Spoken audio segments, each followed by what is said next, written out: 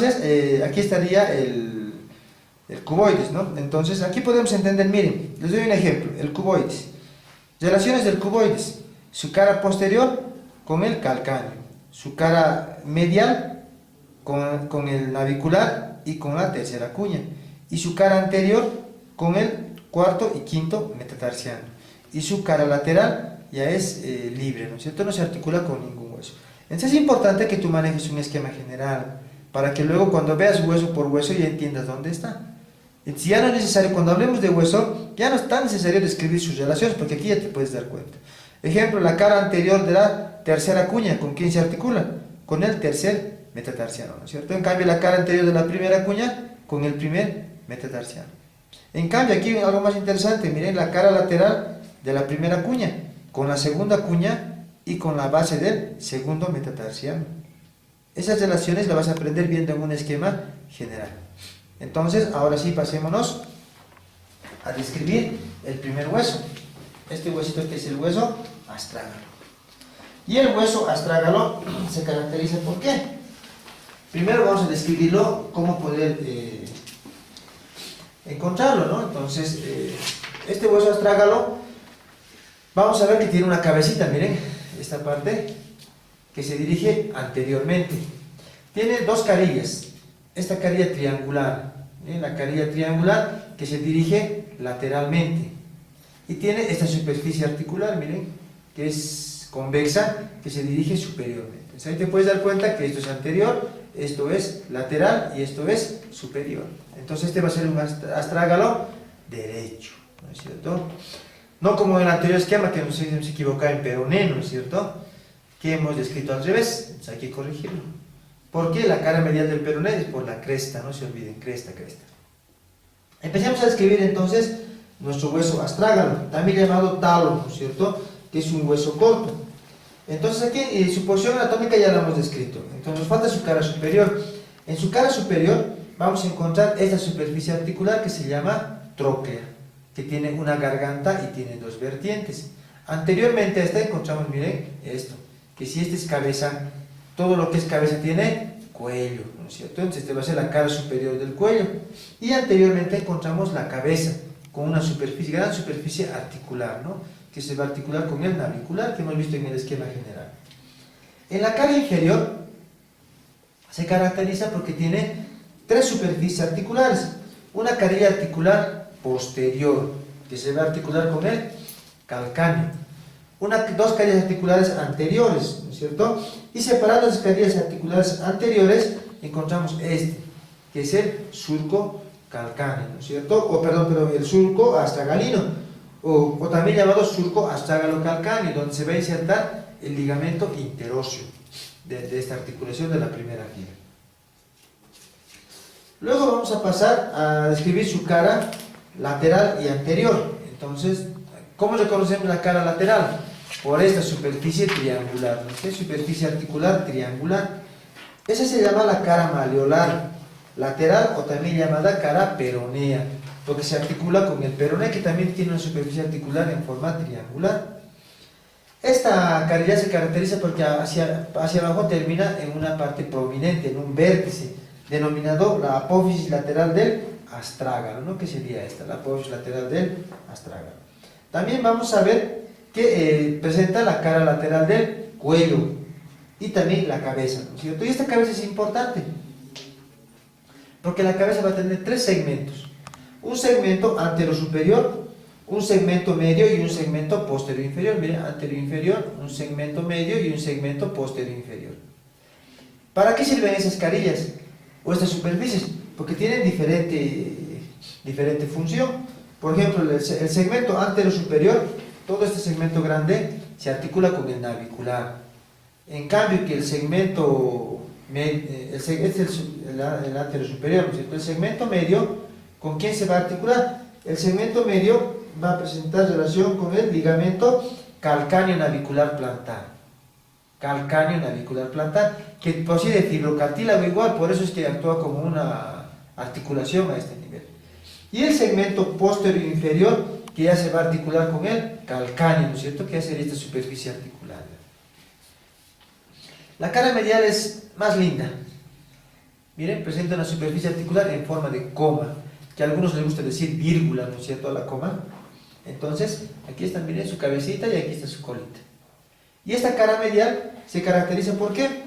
Porque tiene una superficie articular y tiene por debajo una superficie rugosa que no es articular, ¿no es cierto? Y donde va a presentar inserción aquí a nivel de este lugar, del ligamento medial de la articulación del tobillo. Y, importante, la cara posterior. ¿Por qué es importante? Porque en la cara posterior vamos a encontrar dos tubérculos, ¿no es cierto? Un tubérculo lateral y un tubérculo medial. ¿Cómo vas a conocer cuál es lateral? Siempre me voy a esta carillita, ¿no es cierto? Mira, la triangular es lateral. Este va a ser el tubérculo lateral y además tiene mayor tamaño, ¿no es cierto? Tubérculo lateral, tubérculo medial y ambos separando un canal. Por donde va a pasar el tendón del flexor largo del hallux. Además también vamos a ver que este tubérculo lateral está en relación con un hueso sesamoideo, ¿no es cierto? El hueso llamado trígono. Trígono, que es un hueso sesamoideo. Entrando a otro hueso, vamos a encontrar este, que es el calcáneo, ¿no es cierto? Este hueso calcáneo igual tiene varias caras, ¿no? Igual en la página número 19 estamos viendo que el calcáneo tiene, su primera es la cara superior, y en esta cara superior tiene dos segmentos, un segmento anterior y un segmento posterior. En el segmento posterior simplemente es rugoso, no presenta grandes características, ¿no? Pero en el segmento anterior sí presenta carillas articulares. Miren. Carillas articulares, ¿para quién? Para el astrágalo. Y además vamos a encontrar también el surco calcáneo. Este que es el surco calcáneo, que se articula con él, miren, que se une con el surco astragalino. Y entre los dos va a formar el seno del tarso, ¿no es cierto? Miren, ahí viene.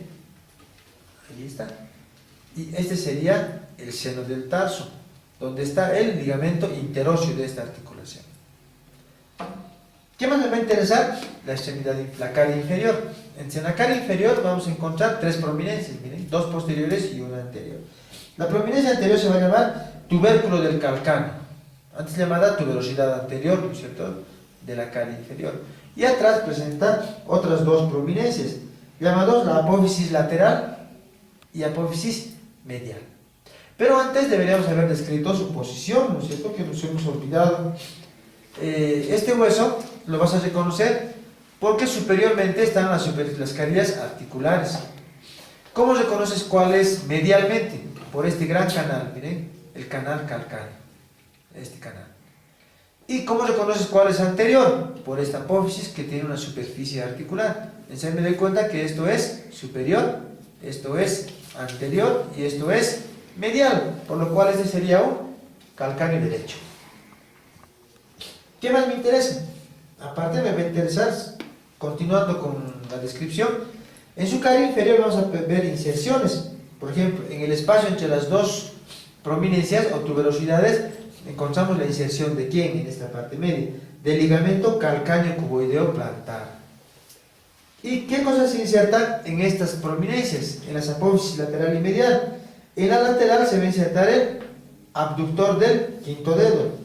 Y en la medial se va a insertar el flexor corto de los dedos y el abductor del dedo hallux. En la página número 20 vamos a describir la cara lateral del calcáneo. En esta cara lateral del calcáneo nos importan dos estructuras, ¿no es cierto? Una que es la tróclea peronea. Entonces, esta es la tróclea peronea, ¿no? Y esa tróclea peronea va a dividir en dos canales. Dos canales va a dividir esta cara lateral. ¿Para qué? Para los músculos peroneos, ¿no es cierto? Y donde va a pasar el peroneo largo por abajo y el peroneo corto por arriba. También vamos a ver más superiormente la inserción de un ligamento, el ligamento peroneo calcáneo. Y la parte medial es la importante, ¿no? Por este gran canal.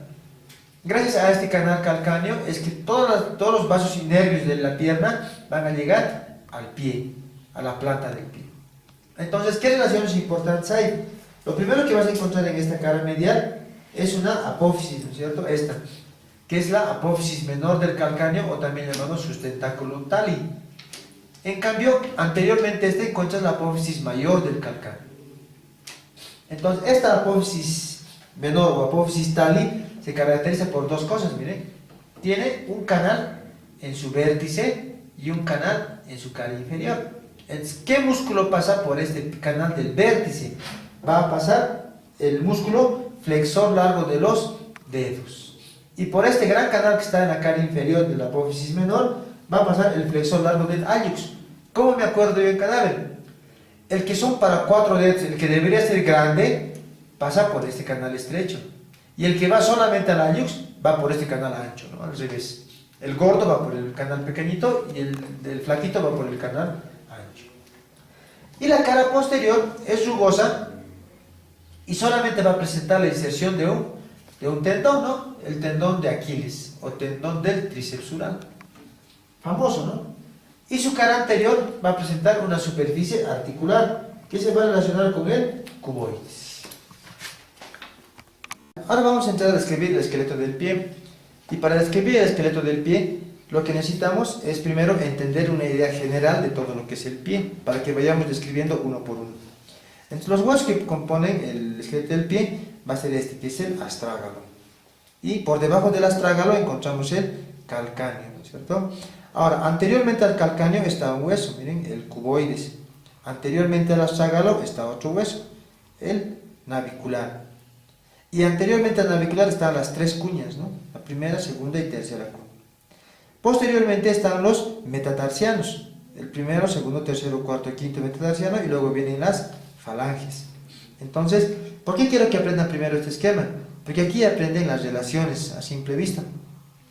Por ejemplo, ¿con quién esta carrera articular del astrágalo? ¿Con quién se relaciona superiormente? Con la mortaja tibio-peronea, pues con la tibia y el peroné, ¿cierto? Y anteriormente, ¿con quién se articula? Miren, su cabeza se articula con el navicular. ¿Y la cara anterior del navicular con quién se articula? Con la cara posterior de las 3 cuñas. ¿Y la cara lateral del navicular con quién se articula? Con el hueso navicular. ¿Y la cara posterior, no, perdón,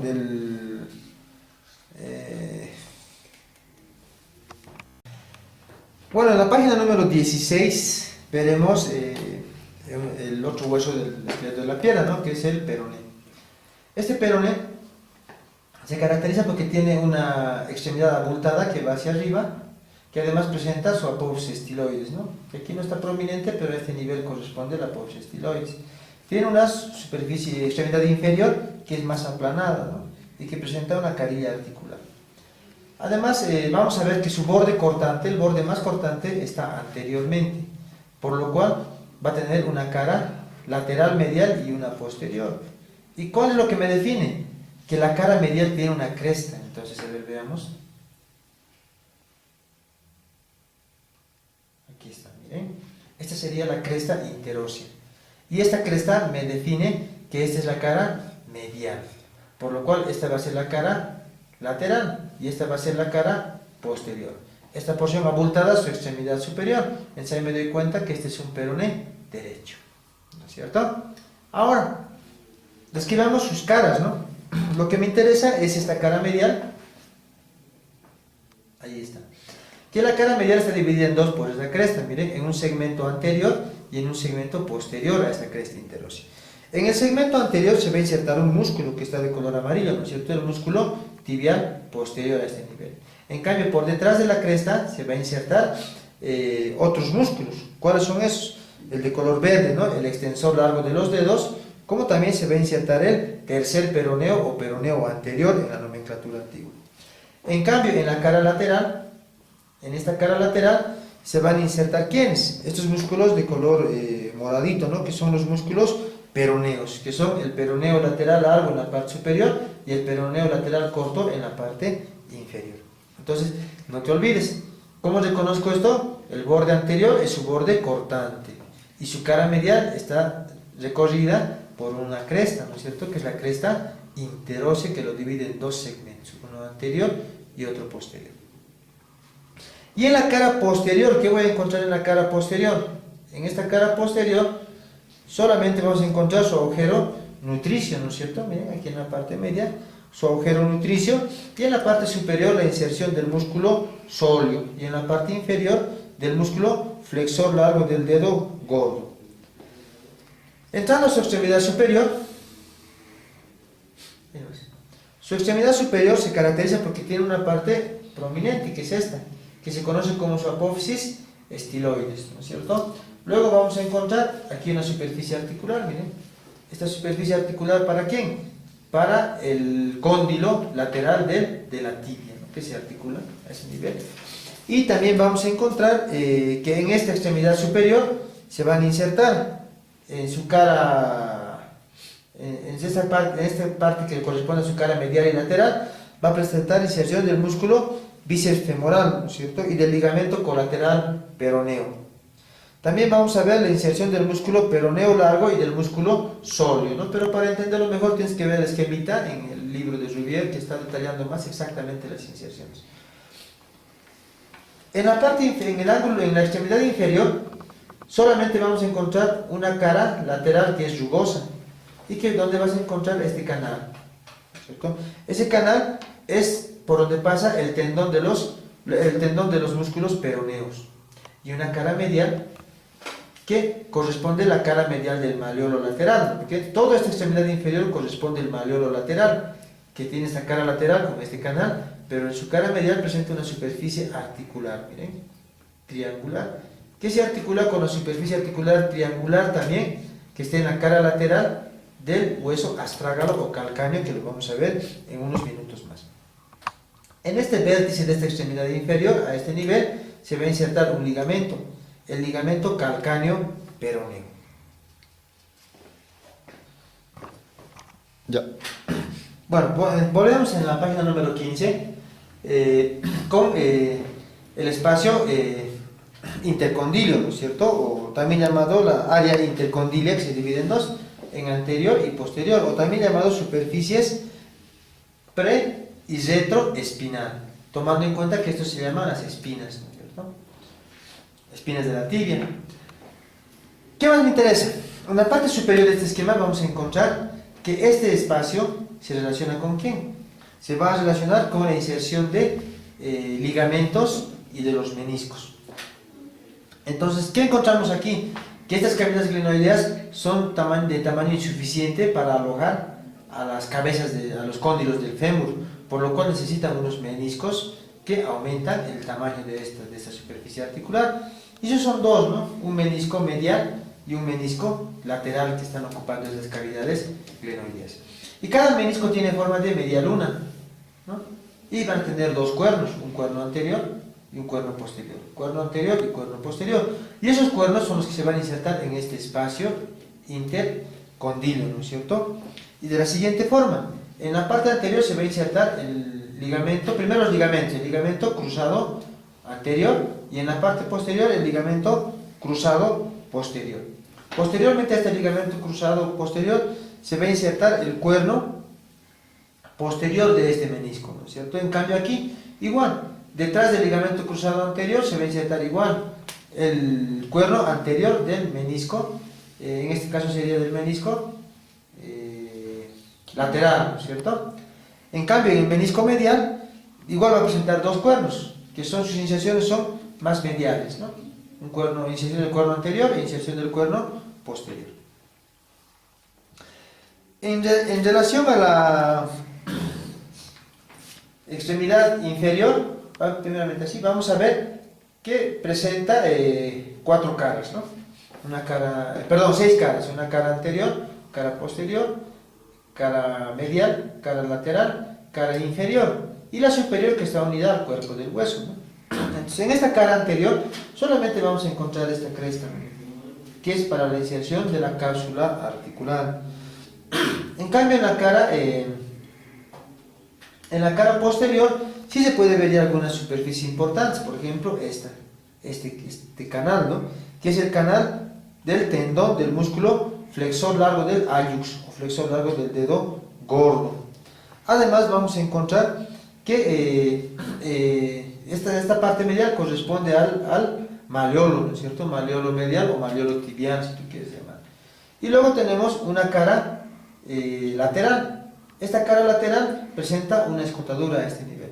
¿Qué se va a llamar esa escotadura? Es la escotadura peronea, porque se va a articular con el peroné. Y por último, su cara inferior. En esta cara inferior vamos a ver, aquí miren, esas dos superficies articulares.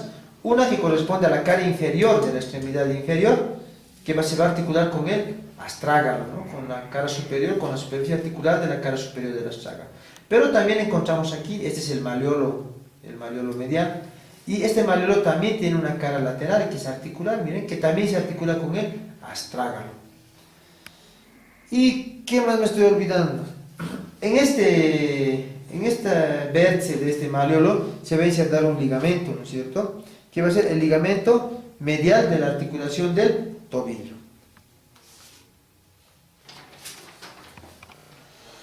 Bueno, ahora vamos a empezar con el esqueleto de la pierna, ¿no? Formado por dos huesos, la tibia y el peroné, en la página número 14 de los esquemas. Entonces, este hueso también es un hueso largo, ¿no? Que tiene una extremidad superior y una extremidad inferior, y va a tener un cuerpo. Va a presentar el cuerpo tres caras, ¿no? Una cara que sería medial, una cara lateral y una cara posterior. Su posición anatómica, no estamos olvidando. La posición anatómica dice la extremidad más abultada superiormente. El tubérculo de esta extremidad, o la tuberosidad de esta extremidad anteriormente. Y en la parte inferior, vamos a ver este que es el maleolo, tiene que dirigirse medialmente. Por lo cual, este va a ser una tibia derecha. ¿Qué encontramos? En relación a su cuerpo, me interesan sus caras, ¿no es cierto? Entonces, miren, hemos dicho, si esto es medial, una cara medial, una cara lateral y una cara posterior. En la cara medial, casi hacemos una travesura, ¿no? En la cara medial vamos a encontrar que es lisa, es subcutánea, porque está directamente en relación con la piel, ¿no? Pero sí nos interesa la parte superior, miren, a este nivel, donde se van a insertar tres músculos, conocidos como la pata de ganso. Esos músculos que se conocen como la pata de ganso van a ser tres, y este es su esquema, ¿no? A este nivel, el músculo sartorio, el músculo gracil, antes llamado recto interno, y el músculo semitendinoso. En cambio, que en la tuberosidad misma se va a insertar el tendón rotuliano. En la cara lateral se va a insertar el músculo tibial anterior. ¿Cuáles son los bordes de este hueso? Este es un borde anterior, borde medial, y un borde a este nivel, el borde lateral. Entonces ahora empezaremos a describir la cara posterior. En la cara posterior igual vamos a encontrar que es lisa, salvo en su parte superior, ¿no? Donde vamos a ver una cresta oblicua esta, que se conoce como la cresta del sóleo, ¿no? O línea oblicua del sóleo, en cuyo vertiente superior, como también superiormente a esta línea, se inserta el músculo sóleo. Y en su labio inferior, y también por debajo de la línea del sóleo, se van a insertar dos músculos, ¿no? Uno que es el de mayor tamaño, que es el flexor largo de los dedos, y otro que está superiormente a él, ¿no? Que es el músculo tibial posterior, a este nivel, tibial posterior. Ahora vámonos a la extremidad superior. Entonces, en la extremidad superior se encuentra esta estructura que se conoce como la meseta tibial, ¿no es cierto? Y esa meseta tibial se caracteriza por tener dos superficies articulares, ¿no? Estas, que van a ser las cavidades glenoideas. Y esas cavidades glenoideas se encuentran en la cara superior de estas dos prominencias, miren, todas estas dos prominencias grandes llamados los cóndilos de la tibia. Un cóndilo, este sería cóndilo lateral, y aquí sería un cóndilo medial, ¿no? Ya dijimos, y las cavidades glenoideas separadas por un espacio, ¿no es cierto? Ese espacio se va a denominar la área, todo esto, la área intercondilia. La área intercondilia que se divide en dos, en una parte anterior y en una parte posterior, separadas por unas prominencias, estas, miren, que son las espinas. Espinas, o también llamados los tubérculos intercondilios. Bueno, ahora vamos a hablar en el esquema en la página número 12, hablamos de la extremidad inferior del fémur, ¿no? Y la extremidad inferior del fémur se caracteriza porque tiene dos prominencias que se conocen como los cóndilos, ¿no? Y estos cóndilos femorales van a ser dos, un cóndilo medial y un cóndilo lateral. En esta parte, en esta toma, vamos a encontrar la cara anterior de la extremidad inferior del fémur, ¿no? Y lo primero que podemos ver es esta superficie articular, llamada la tróclea femoral, ¿cierto? Esa tróclea femoral, o también llamada cara rotuliana, porque se va a articular con la rótula. Por encima de esta encontramos esta superficie, mire, horadada de orificios vasculares. Esa se va a denominar la fosa supratroclear. La fosa supratroclear. Ahora, entrando ya a la descripción de su cara posterior, vamos a encontrar una toma con más claridad de los cóndilos, ¿no? Cóndilo lateral y cóndilo medial. Entonces aquí podemos describir que los cóndilos, todos los dos cóndilos tienen una caras colaterales, que sería una medial, lateral, y separadas por una escotadura, ¿no? La fosa intercondilia. Y en esta fosa intercondilia se caracteriza porque están insertados los ligamentos cruzados. ¿Qué más me interesa de estas caras, de estos cóndilos? Que presentan una superficie articular, miren, en su cara posterior y en su cara inferior, que van a articularse ¿con qué? Con la meseta tibial, con las cavidades glenoideas de la meseta tibial. También podemos ver, a nivel de su cóndilo medial, en la parte superior un gran tubérculo, ¿no? El tubérculo del aductor mayor. El tubérculo del aductor mayor, y además podemos ver, ya entrando a las descripciones de las caras laterales de los cóndilos,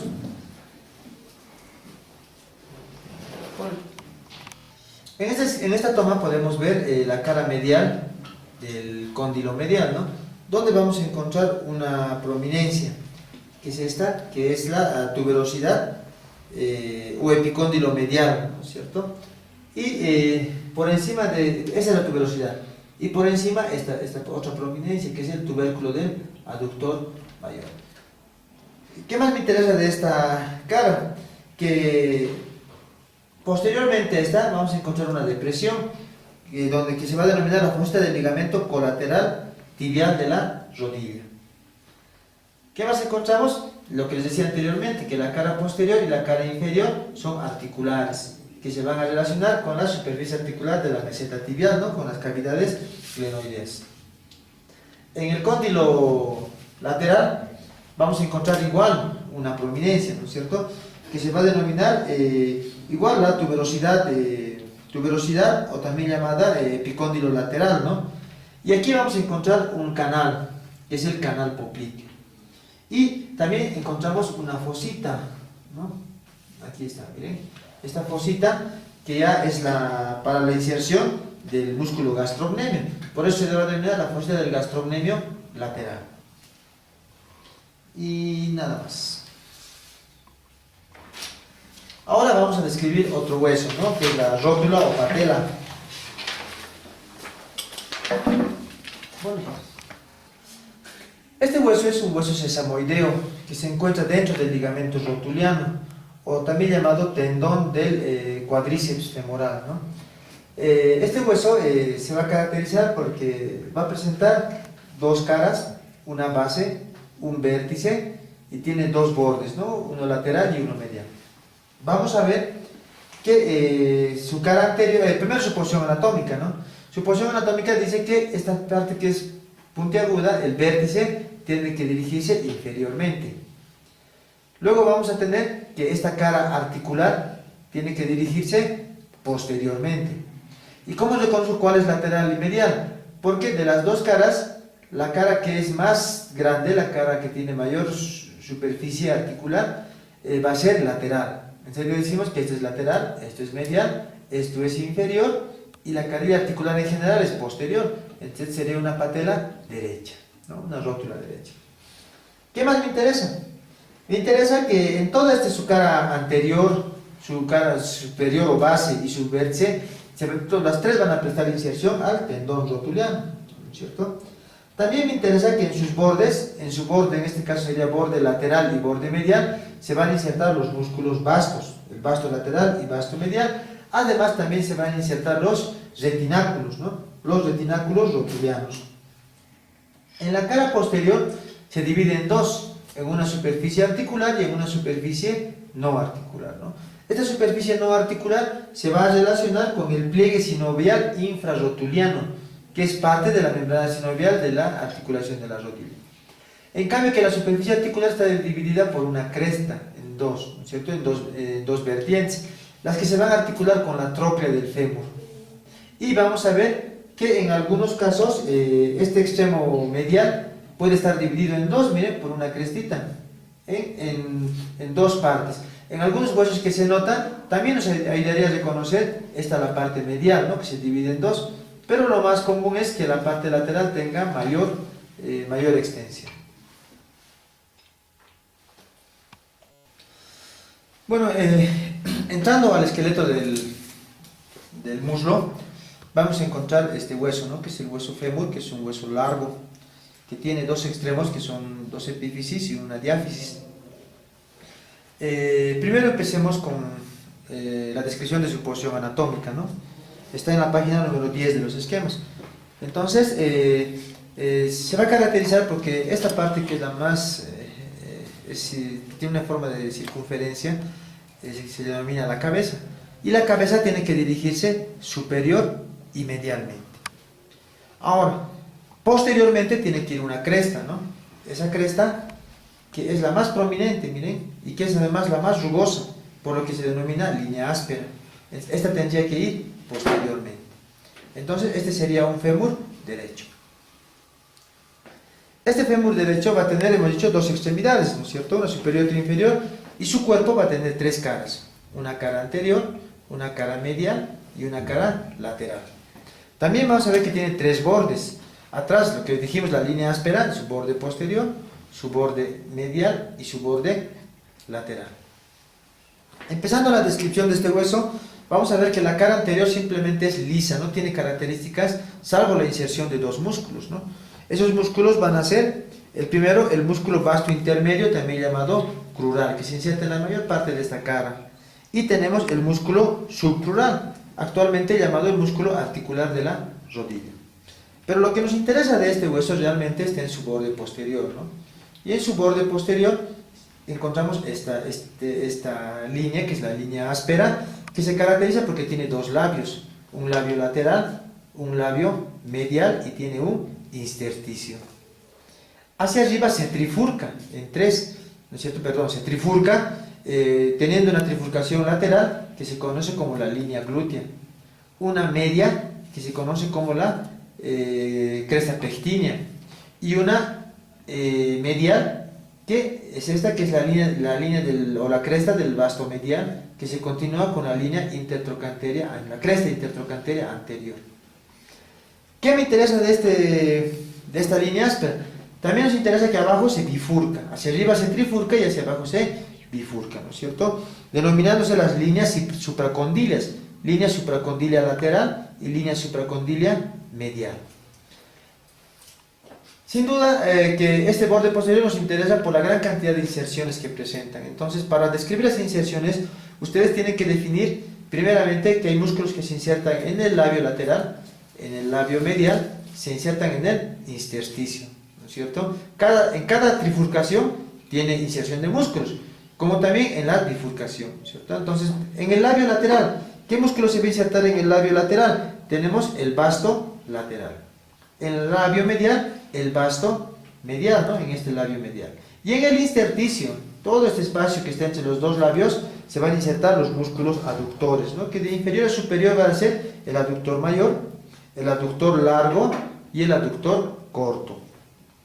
Además, también hay un músculo, la cabeza corta del bíceps femoral, que también se inserta en este intersticio. En la trifurcación lateral, en la trifurcación superior, vamos a encontrar, hemos dicho, tres, ¿no es cierto? La primera, esta, que es la cresta glútea. Esa cresta glútea se caracteriza porque se insertan dos mayores, el músculo aductor mayor y el músculo, el aductor mayor y el músculo glúteo mayor. También vamos a ver que en la parte media se va a insertar dos músculos, ¿no? El músculo, aquí está, miren, el músculo pectíneo y el músculo aductor corto. En cambio, en la cresta de trifurcación medial, simplemente va a continuar la inserción del vasto medial. Luego, entre las dos líneas supracondíleas, lateral y medial, está esta superficie triangular, ¿no? Denominado la fosa poplitea, donde se va a insertar el músculo popliteo. Ahora describiremos la extremidad superior, que es donde más estructuras anatómicas vamos a encontrar. Solo la extremidad superior. En la página número 11 de los esquemas, ¿no? La extremidad superior tiene, empecemos por una vista anterior. Una vista anterior, ¿no? ¿Y qué vamos a encontrar? Encontramos primeramente la cabeza. Y esta cabeza se caracteriza porque tiene una depresión. Esta depresión, aquí miren, se denomina la fosita de la cabeza, ¿no es cierto? Y es importante porque esta fosita de la cabeza, o también llamado la fosita del ligamento redondo. ¿Por qué es importante? Porque por este ligamento entra la arteria nutricia de la cabeza del fémur, ¿no es cierto? Y en los casos de luxaciones, en los casos donde hay roturas de este ligamento, esta cabeza va a entrar en necrosis, ¿no? Por falta de irrigación arterial. Entonces, esa es la importancia, que por aquí va a entrar la irrigación de la cabeza del fémur. ¿Qué más me interesa? Lateralmente a esta vamos a encontrar el cuello anatómico, ¿no es cierto? El cuello anatómico y posteriormente dos prominencias voluminosas, ¿no? Que es el trocánter mayor y el trocánter menor. Entonces, uniendo ambos trocánteres encontramos esta cresta, miren, que es la cresta intertrocanteria anterior. Y esta cresta o línea intertrocanteria anterior presenta una prominencia a este nivel, que es el tubérculo pretrocanterio. El tubérculo pretrocanterio. Ahora, ¿qué músculos se van a insertar aquí? Entonces, vamos a encontrar que se inserta el músculo vasto lateral. También va a presentar inserción al músculo glúteo menor, al glúteo medio, ya que el glúteo mayor se inserta en la cara posterior, ¿no es cierto? Entonces, la forma de reconocerla es, anteriormente va a estar el glúteo menor, lateralmente el glúteo medio y posteriormente el glúteo mayor. ¿Qué más vamos a encontrar? Viéndonos a la cara posterior de esta extremidad superior, ahí vamos a encontrar la cara interna del trocánter mayor, ¿no es cierto? Entonces, en esta cara interna del trocánter mayor podemos ver, miren, dos depresiones bien definidas. Entonces, la impresión superior se conoce como la fosita del músculo obturador interno. En cambio que la depresión inferior se conoce como la fosita del músculo obturador externo, o también llamado fosita digital, ¿no? O también llamada fosita trocánteria o fosita digital, que va a presentar inserción al músculo obturador externo. Luego encontramos a este nivel, que hemos dicho, el trocánter menor, y uniendo a los dos la línea intertrocanteria posterior. Posteriormente a lateralmente a esta línea intertrocanteria posterior va a haber la inserción de un músculo, ¿no? El músculo cuadrado femoral. Y inferiormente a esta, la trocánter menor, que presta inserción a un músculo, al músculo psoasiliaco. Y por último encontramos esto que es el cuello quirúrgico. Entonces, esas serían las estructuras que componen la extremidad superior del fémur. Ahora hablaremos de la extremidad. Bueno, ahora vamos a empezar a describir con lo que es la pelvimetría, ¿no? Y en la pelvimetría vamos a ver que esta línea es la más importante, lo que les decía, que es el estrecho superior, ¿no es cierto? Que está dada por esta línea arqueada. Entonces, el estrecho superior es todo esto. ¿Qué estructuras van a componer el estrecho superior? Va a estar formada por el promontorio. El promontorio está formada por la articulación del sacro con la quinta lumbar, ¿no? Esta prominencia se conocería como promontorio. Luego vamos a tener las alas del sacro. Luego encontramos la línea arqueada. Después de la línea arqueada vamos a encontrar la eminencia iliopubiana. Después de la eminencia iliopubiana, el pecten del pubis. Y por último encontramos la sínfisis del pubis. Todo esto se conoce como estrecho superior. Y el estrecho superior va a dividir a la cavidad pélvica en dos, en una pelvis mayor y en una pelvis menor. La pelvis mayor está formada ¿por quién? Por las fosas ilíacas, ¿no? Y ya forma gran parte de la cavidad abdominal. Luego tenemos la pelvis menor. Esta pelvis menor es esta cavidad que está acá, que es muy importante, que es el canal del parto, ¿no? Por aquí es donde va a salir el feto cuando esté en el momento del nacimiento. Luego vamos a encontrar que esta había tenido ¿cuántas caras? Había tenido una cara anterior, una cara posterior y tiene dos caras laterales. ¿Qué estructuras forman parte de estas paredes de la cavidad pélvica en general? Vamos a encontrar que la pared anterior, o también llamado anteroinferior, está formada por la cara posterior de la sínfisis del pubis y por la cara posterior del pubis. En cambio, que la cara posterior va a estar formada por la cara anterior del sacro y la cara anterior del coxis, que está más abajo. En cambio, las caras laterales va a estar formada por ¿quiénes? En las caras laterales, un poco más. Esta es una cara lateral. Vas a encontrar ahí los agujeros obturadores. Después el que está cubierta por la membrana obturatriz. Luego encontramos el músculo obturador interno que se inserta en toda esta lámina cuadrilátera. Y después vamos a encontrar que esta pared está completada por dos ligamentos. El ligamento sacroespinoso y el ligamento sacrotuberoso, que van a completar estas paredes laterales. ¿Qué me interesa en la pelimetría? En la pelimetría me interesa las mediciones de esta cavidad, ¿no? Del estrecho superior, porque son muy importantes en el momento del parto. Entonces, ¿cuáles son esas dimensiones? Se conocen como diámetros, ¿no? Y van a ser anteroposteriores, transversales y oblicuos. Los anteroposteriores son los importantes. Tenemos dos: el diámetro conjugado anatómico y el diámetro conjugado obstétrico. En el esquema de la página 7 ustedes van a poder ver estas medidas, ¿no? El de color rojo, por ejemplo, es el diámetro conjugado anatómico, el cual se extiende desde el borde superior de la sínfisis del pubis hasta el promontorio. Este sería el diámetro conjugado anatómico y que va a medir 11 centímetros.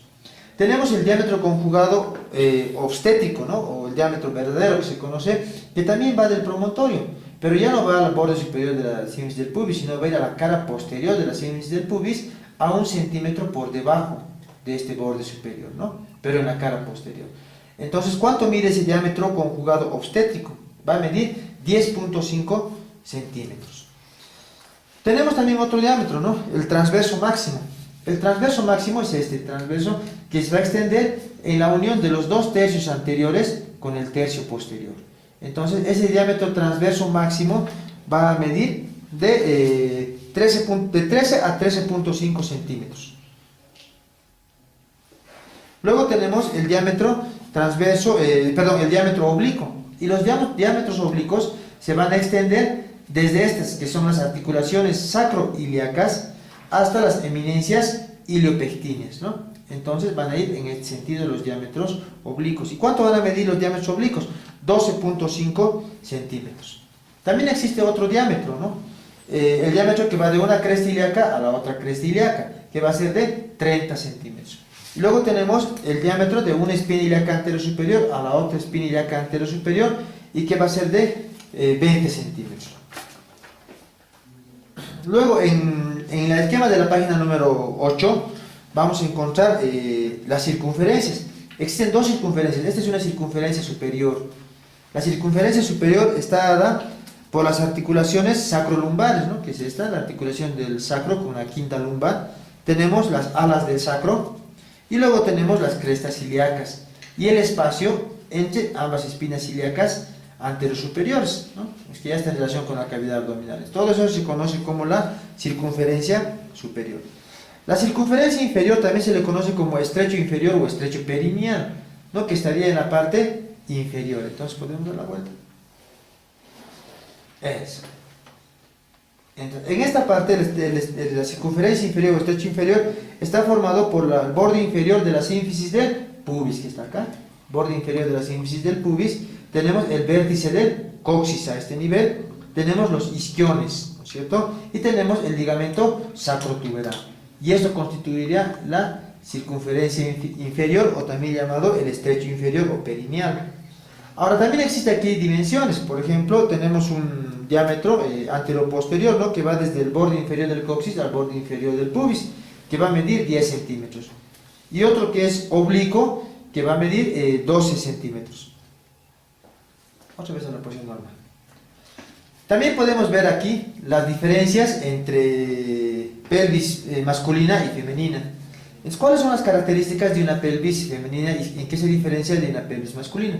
Entonces, lo primero que vamos a ver es lo más importante, ¿no? El estrecho superior, porque en el hombre tiene forma triangular, en cambio la mujer es más ovalada.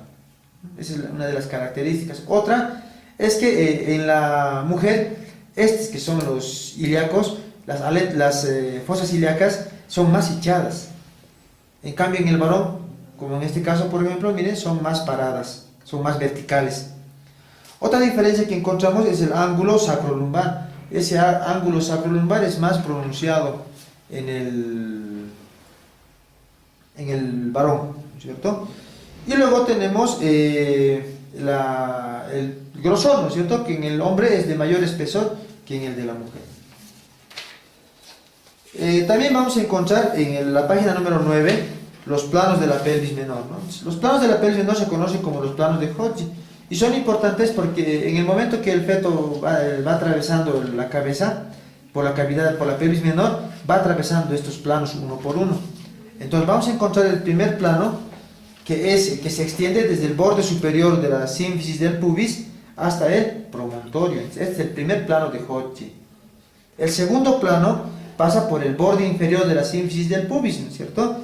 Y se caracteriza porque está a 4 centímetros del primer plano. El tercer plano pasa por la espina isquiática, por esta espina, y también la misma distancia del primero, del segundo y del tercer plano. Y el cuarto plano pasa por este nivel, por la vértice del coxis. Entonces esos 4 planos son importantes, ¿no es cierto? Junto con los diámetros del estrecho superior, porque en una ecografía el médico tiene que saber cuánto mide normalmente eso, y también tiene que saber el diámetro de la cabeza del feto, porque así va a poder saber si el niño va a poder salir, si la cabeza va a poder salir, porque en caso contrario se va a tener que acudir a una cesárea. Pero tenemos unas clasificaciones de estas pelvis, ¿no? Una es la clasificación biotipológica, que es la que nos importa, que también está en la página número 9, que clasifican en 4 tipos de pelvis, ¿no? La primera es la pelvis ginecoide, que es la pelvis normal en la mujer, que en este caso este es varón, ¿no es cierto? Pero tendría que ser más ovalada. Tenemos la pelvis antropoide. Esa pelvis antropoide se caracteriza porque esta estrecho superior es ovalada, pero en sentido anteroposterior. Entonces se adelgaza en las partes laterales. La pelvis platipeloide. La pelvis platipeloide es ovalada, pero ya es exageradamente ovalada, por lo cual su diámetro anteroposterior disminuye y también se dificulta el trabajo de parto, ¿no es cierto? Y tenemos la pelvis androide, que sería esta, que es de forma triangular, ¿no? Y que se caracteriza porque es en el varón. Existe otra clasificación que está ahí, la clasificación de Toms, que si les alcanza tiempo lo leen.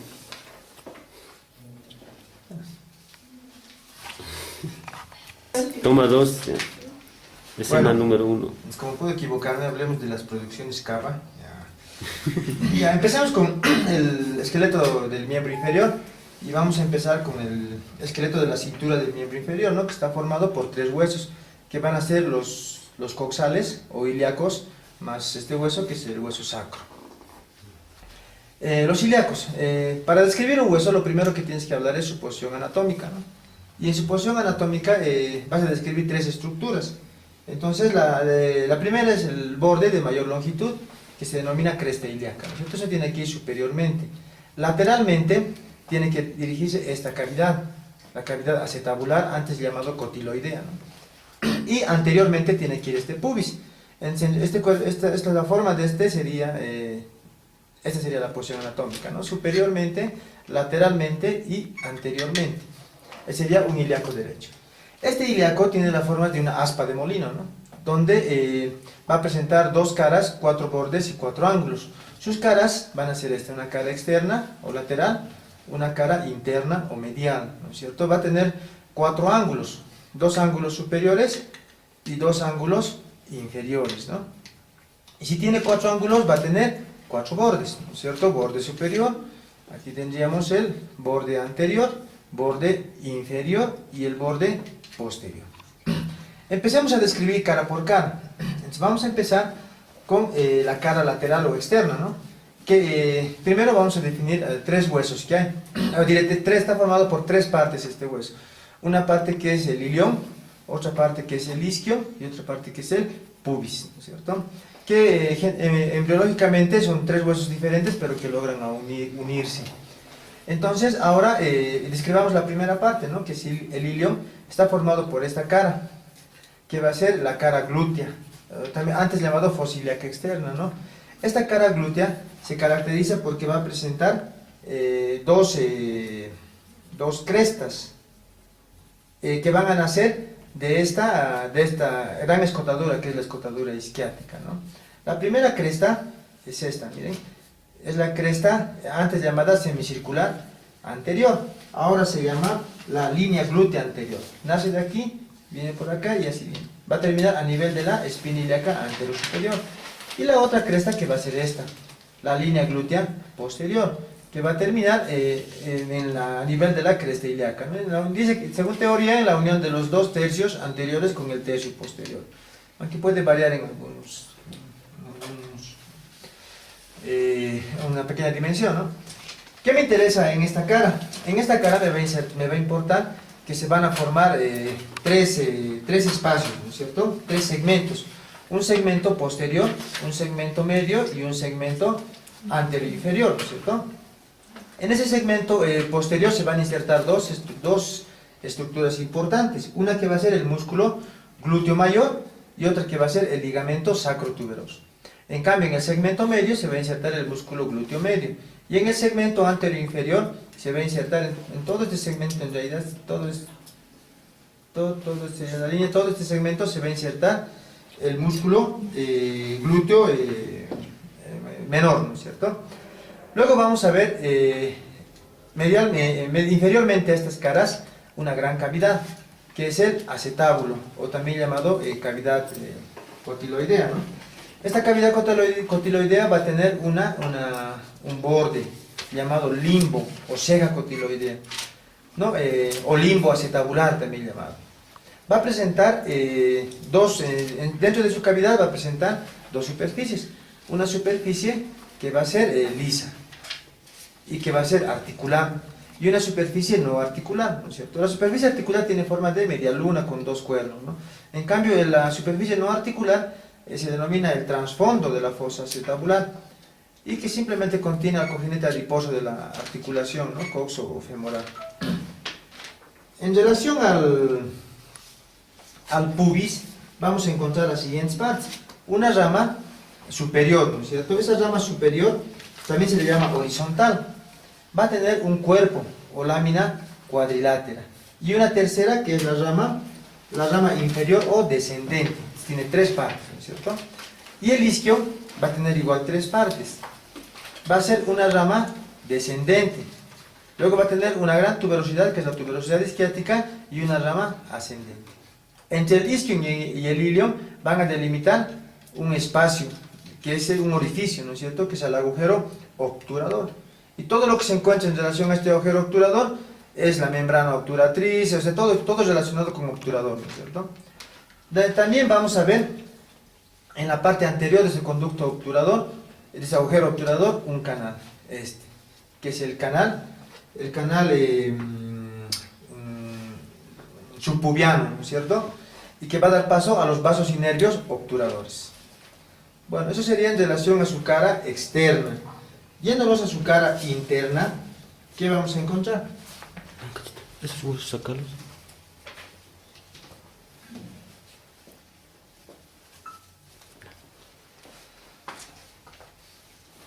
Bueno, en relación a su cara interna, lo que vamos a encontrar es una gran cavidad, ¿no es cierto?, que es la fosa ilíaca interna, donde se va a insertar un músculo, ¿no?, el músculo ilíaco.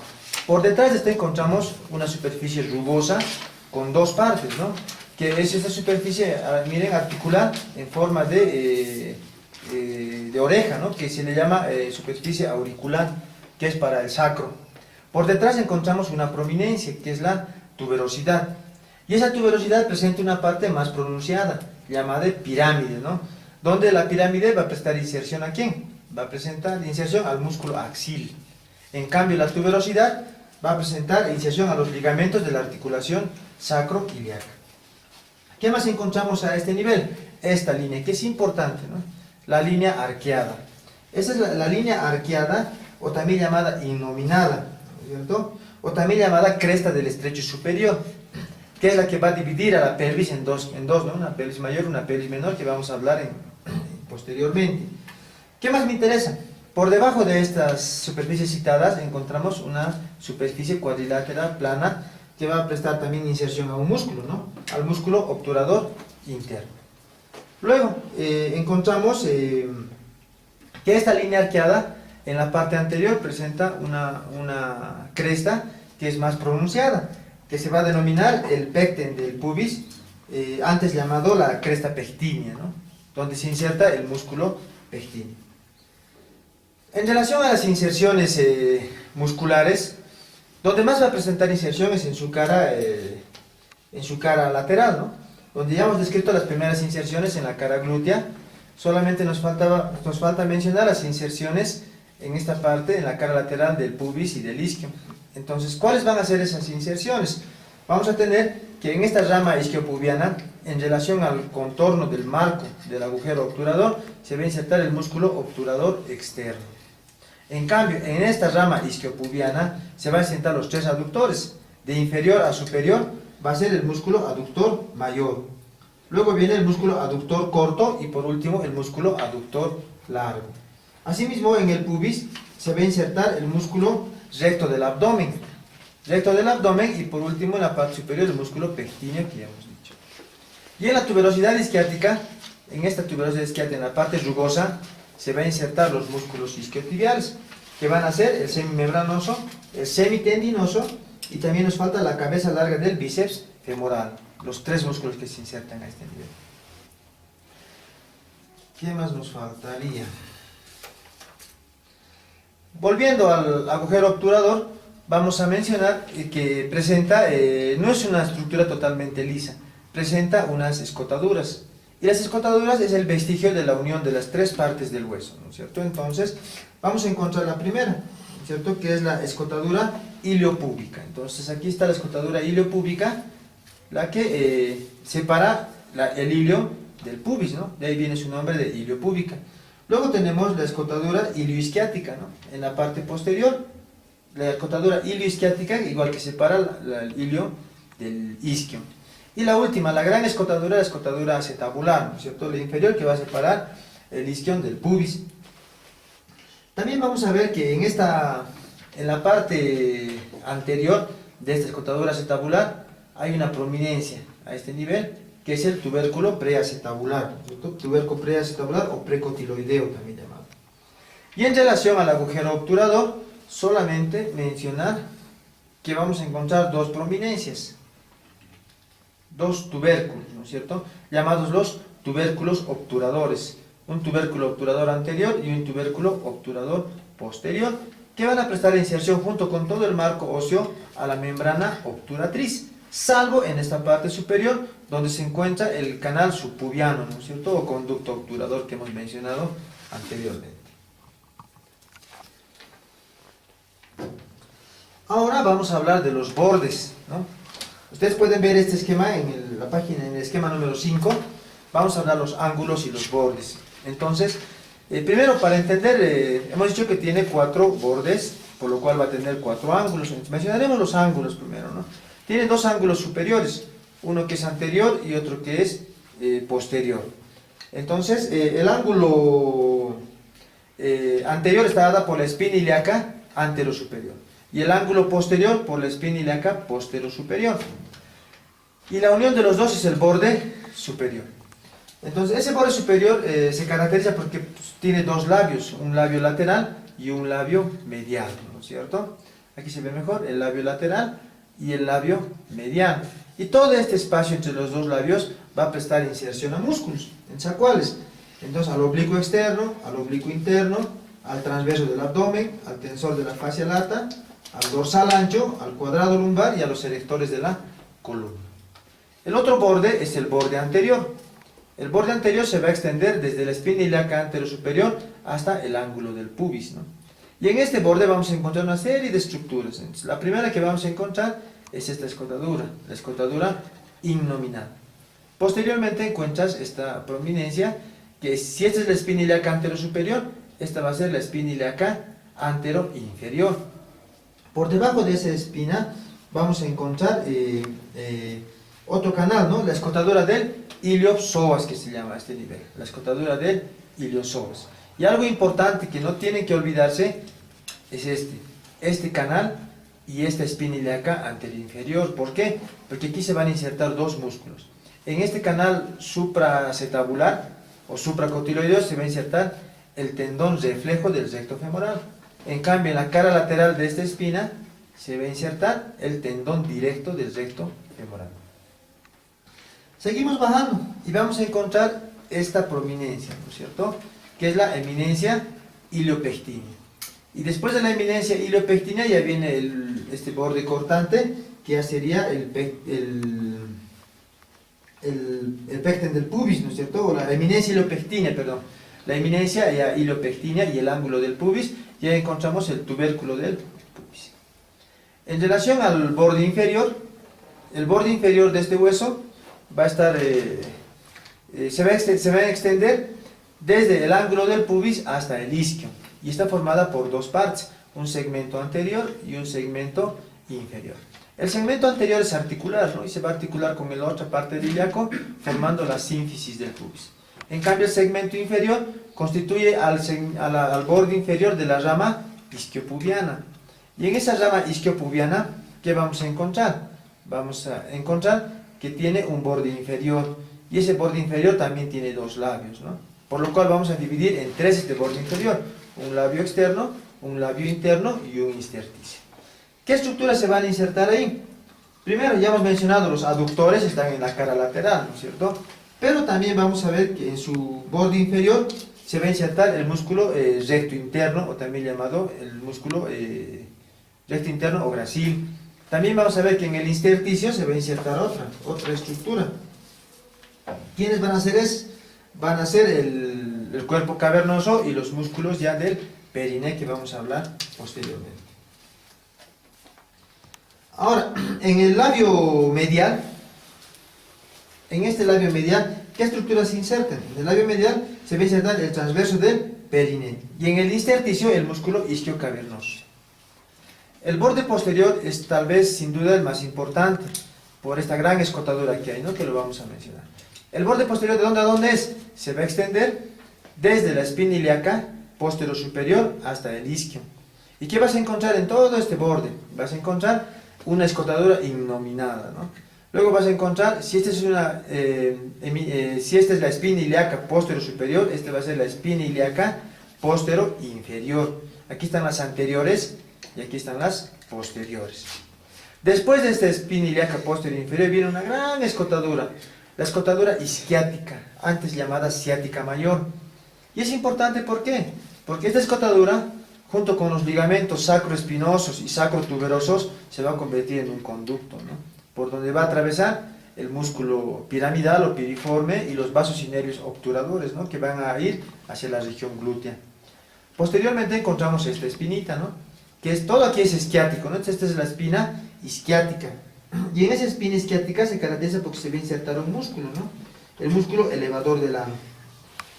Luego aquí tenemos otra escotadura. Si esta es la escotadura isquiática mayor, aquí vamos a tener la escotadura isquiática menor, ¿no es cierto? La escotadura isquiática menor, donde pasa también músculos, el músculo obturador interno pasa por ahí. Y por último tenemos el isquio. Entonces, esas serían el hueso ilíaco. Ahora vamos a hablar de la pelvis en general. Entonces, los otros huesos, por favor.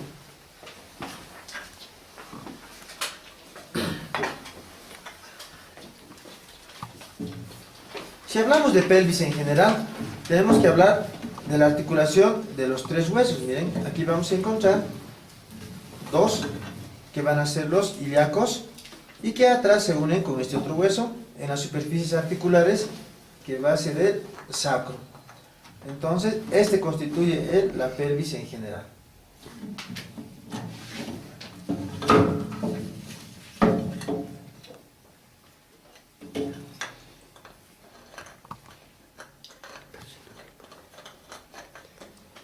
Muy bien. Aquí encontramos la pelvis en general, ¿no? Y esta pelvis en general va a tener dos porciones. Una que es dos caras. Una cara exopelviana y una cara endopelviana. En la cara exopelviana, ¿qué estructuras la componen? Entonces vamos a encontrar primeramente atrás la cara posterior del sacro, ¿no es cierto? Luego encontramos las fosas, las caras glúteas, ¿no es cierto? Luego vamos a encontrar el agujero obturador y el acetábulo, como también la cara lateral del pubis y del isquio. Pero en esta parte posterior, que está entre el ilíaco y el sacro, va a estar ocupada por los ligamentos, el sacro espinoso y los sacro tuberosos, ¿no es cierto?, que completan esta cara exocraneal. ¿Qué más me interesa en relación a esta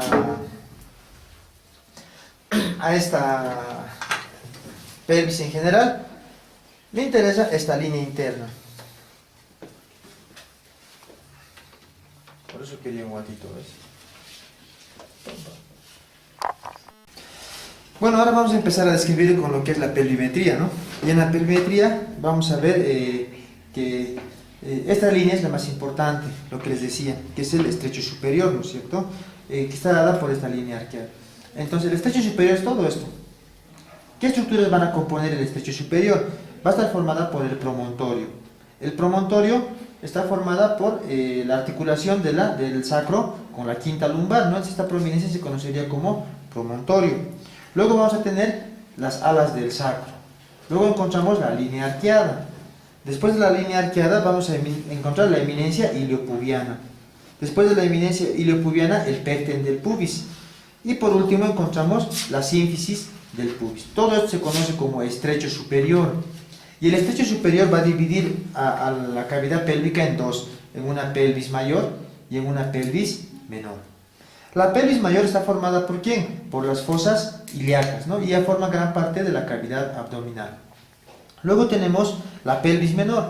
Esta pelvis menor es esta cavidad que está acá, que es muy importante, que es el canal del parto, ¿no? Por aquí es donde va a salir el feto cuando esté en el momento del nacimiento. Luego vamos a encontrar que este había tenido ¿cuántas caras? Había tenido una cara anterior, una cara posterior y tiene dos caras laterales. ¿Qué estructuras forman parte de estas paredes de la cavidad pélvica en general? Vamos a encontrar que la pared anterior, o también llamado anteroinferior, está formada por la cara posterior de la sínfisis del pubis y por la cara posterior del pubis. En cambio, que la cara posterior va a estar formada por la cara anterior del sacro y la cara anterior del coxis, que está más abajo. En cambio, las caras laterales va a estar formada por ¿quiénes? En las caras laterales, un poco más. Esta es una cara lateral. Vas a encontrar ahí los agujeros obturadores. Después el que está cubierta por la membrana obturatriz. Luego encontramos el músculo obturador interno que se inserta en toda esta lámina cuadrilátera. Y después vamos a encontrar que esta pared está completada por dos ligamentos. El ligamento sacroespinoso y el ligamento sacrotuberoso, que van a completar estas paredes laterales. ¿Qué me interesa en la perimetría?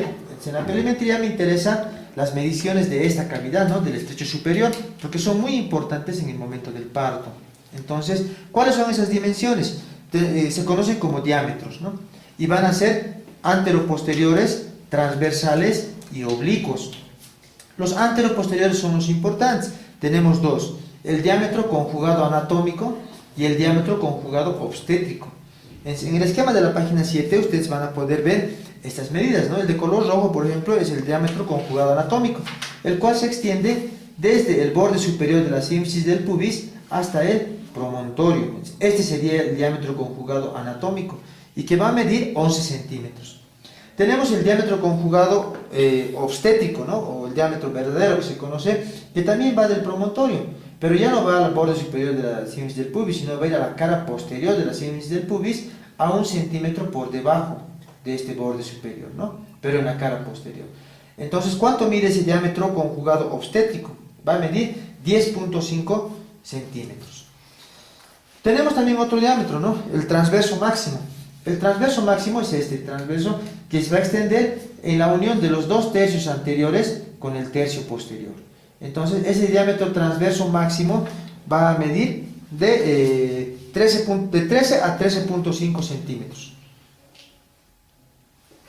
Luego tenemos el diámetro transverso, el diámetro oblicuo. Y los diámetros oblicuos se van a extender desde estas, que son las articulaciones sacroiliacas, hasta las eminencias iliopectíneas, ¿no? Entonces van a ir en este sentido los diámetros oblicuos. ¿Y cuánto van a medir los diámetros oblicuos? 12.5 centímetros. También existe otro diámetro, ¿no? El diámetro que va de una cresta ilíaca a la otra cresta ilíaca, que va a ser de 30 centímetros. Y luego tenemos el diámetro de una espina ilíaca anterosuperior a la otra espina ilíaca anterosuperior, y que va a ser de 20 centímetros.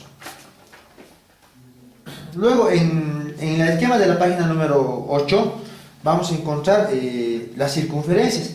Existen dos circunferencias. Esta es una circunferencia superior. La circunferencia superior está dada por las articulaciones sacrolumbares, ¿no? Que es esta, la articulación del sacro con la quinta lumbar. Tenemos las alas del sacro y luego tenemos las crestas ilíacas y el espacio entre ambas espinas ilíacas anterosuperiores, ¿no? Es que ya está en relación con la cavidad abdominal. Todo eso se conoce como la circunferencia superior. La circunferencia inferior también se le conoce como estrecho inferior o estrecho perineal, ¿no? Que estaría en la parte inferior. Entonces podemos dar la vuelta. Eso. Entonces, en esta parte de la circunferencia inferior o estrecho inferior está formado por el borde inferior de la sínfisis del pubis, que está acá. Borde inferior de la sínfisis del pubis. Tenemos el vértice del coxis a este nivel. Tenemos los isquiones, ¿no es cierto? Y tenemos el ligamento sacrotuberal. Y esto constituiría la circunferencia inferior, o también llamado el estrecho inferior o perineal. Ahora también existe aquí dimensiones. Por ejemplo, tenemos un diámetro anteroposterior, ¿no? Que va desde el borde inferior del coxis al borde inferior del pubis, que va a medir 10 centímetros. Y otro que es oblicuo, que va a medir 12 centímetros. Otra vez en la posición normal. También podemos ver aquí las diferencias entre pelvis masculina y femenina. Entonces, ¿cuáles son las características de una pelvis femenina y en qué se diferencia de una pelvis masculina? Entonces, lo primero que vamos a ver es lo más importante, ¿no? El estrecho superior, porque en el hombre tiene forma triangular, en cambio la mujer es más ovalada. Esa es una de las características. Otra es que en la mujer, estos que son los ilíacos, las fosas ilíacas son más hinchadas. En cambio en el varón, como en este caso por ejemplo, miren, son más paradas, son más verticales. Otra diferencia que encontramos es el ángulo sacrolumbar. Ese ángulo sacrolumbar es más pronunciado en el varón, ¿cierto? Y luego tenemos el grosor, ¿no es cierto? Que en el hombre es de mayor espesor que en el de la mujer. También vamos a encontrar en la página número 9 los planos de la pelvis menor, ¿no? Los planos de la pelvis menor se conocen como los planos de Hodgkin y son importantes porque en el momento que el feto va atravesando la cabeza por la cavidad, por la pelvis menor, va atravesando estos planos uno por uno. Entonces vamos a encontrar el primer plano, que se extiende desde el borde superior de la sínfisis del pubis hasta el promontorio. Este es el primer plano de Hodgkin. El segundo plano pasa por el borde inferior de la sínfisis del pubis, ¿no es cierto? Y se caracteriza porque está a la misma, a 4 centímetros del primer plano. El tercer plano pasa por la espina isquiática, por esta espina. Y también la misma distancia del primero, del segundo y del tercer plano. Y el cuarto plano pasa por este nivel, por el vértice del coxis. Entonces esos 4 planos son importantes, ¿no es cierto? Junto con los diámetros del estrecho superior, porque en una ecografía el médico tiene que saber cuánto mide normalmente eso. y también tiene que saber el diámetro de la cabeza del feto, porque así va a poder saber si el niño va a poder salir, si la cabeza va a poder salir, porque en caso contrario se va a tener que acudir a una cesárea. Pero tenemos unas clasificaciones de estas pelvis, ¿no? Una es la clasificación biotipológica, que es la que nos importa, que también está en la página número 9, que clasifican en 4 tipos de pelvis, ¿no? La primera es la pelvis ginecoide, que es la pelvis normal en la mujer, que en este caso este es varón, ¿no es cierto? Pero tendría que ser más ovalada. Tenemos la pelvis antropoide. Esa pelvis antropoide se caracteriza porque esta estrecho superior es ovalada, pero en sentido anteroposterior. Entonces se adelgaza en las partes laterales. La pelvis platipeloide. La pelvis platipeloide es ovalada, pero ya es exageradamente ovalada, por lo cual su diámetro anteroposterior disminuye y también se dificulta el trabajo de parto, ¿no es cierto? Y tenemos la pelvis androide, que sería esta, que es de forma triangular, ¿no? Y que se caracteriza porque es en el varón. Existe otra clasificación que está ahí, la clasificación de Toms, que si les alcanza tiempo lo leen.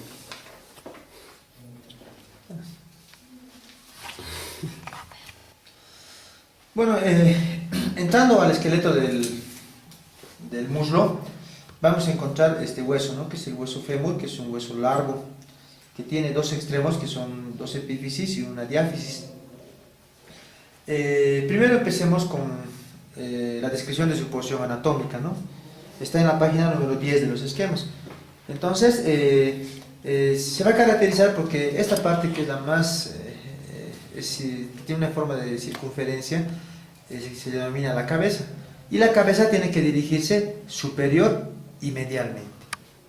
Ahora, posteriormente tiene que ir una cresta, ¿no?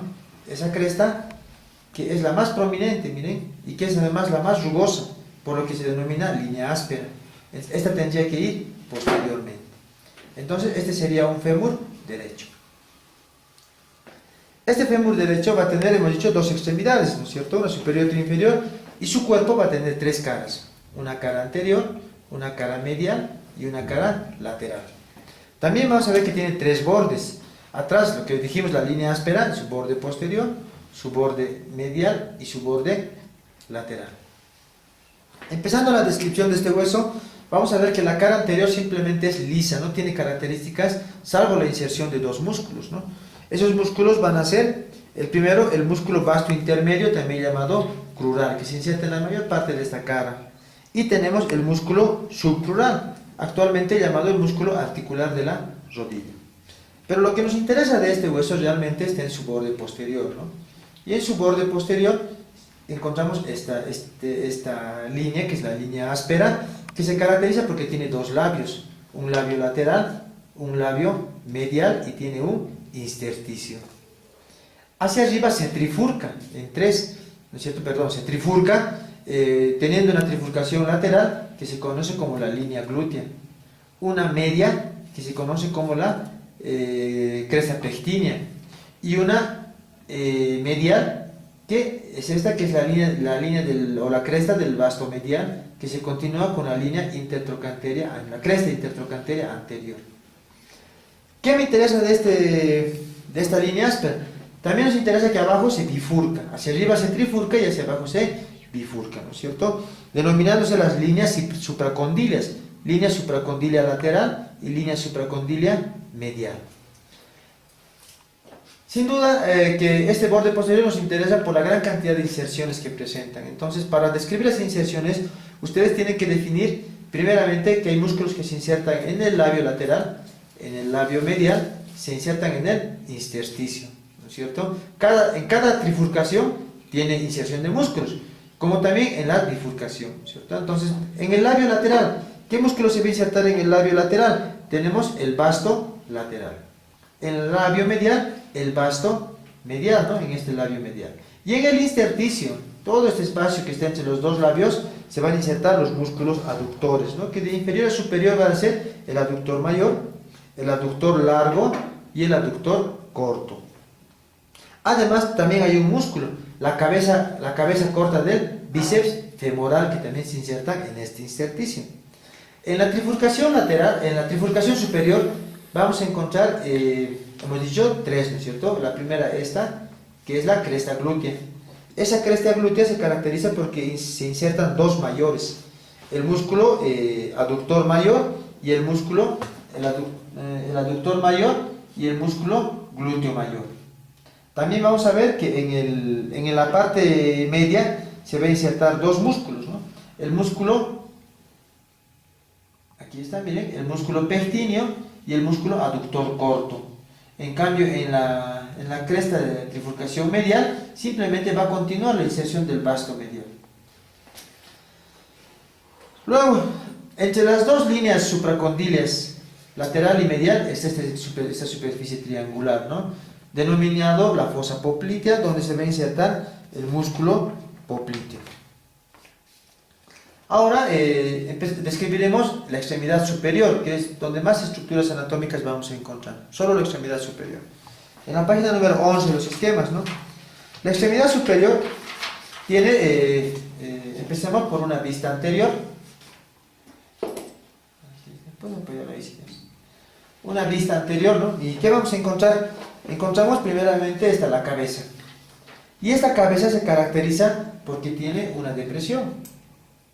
Esta depresión, aquí miren, se denomina la fosita de la cabeza, ¿no es cierto? Y es importante porque esta fosita de la cabeza, o también llamada la fosita del ligamento redondo. ¿Por qué es importante? Porque por este ligamento entra la arteria nutricia de la cabeza del fémur, ¿no es cierto? Y en los casos de luxaciones, en los casos donde hay roturas de este ligamento, esta cabeza va a entrar en necrosis, ¿no? Por falta de irrigación arterial.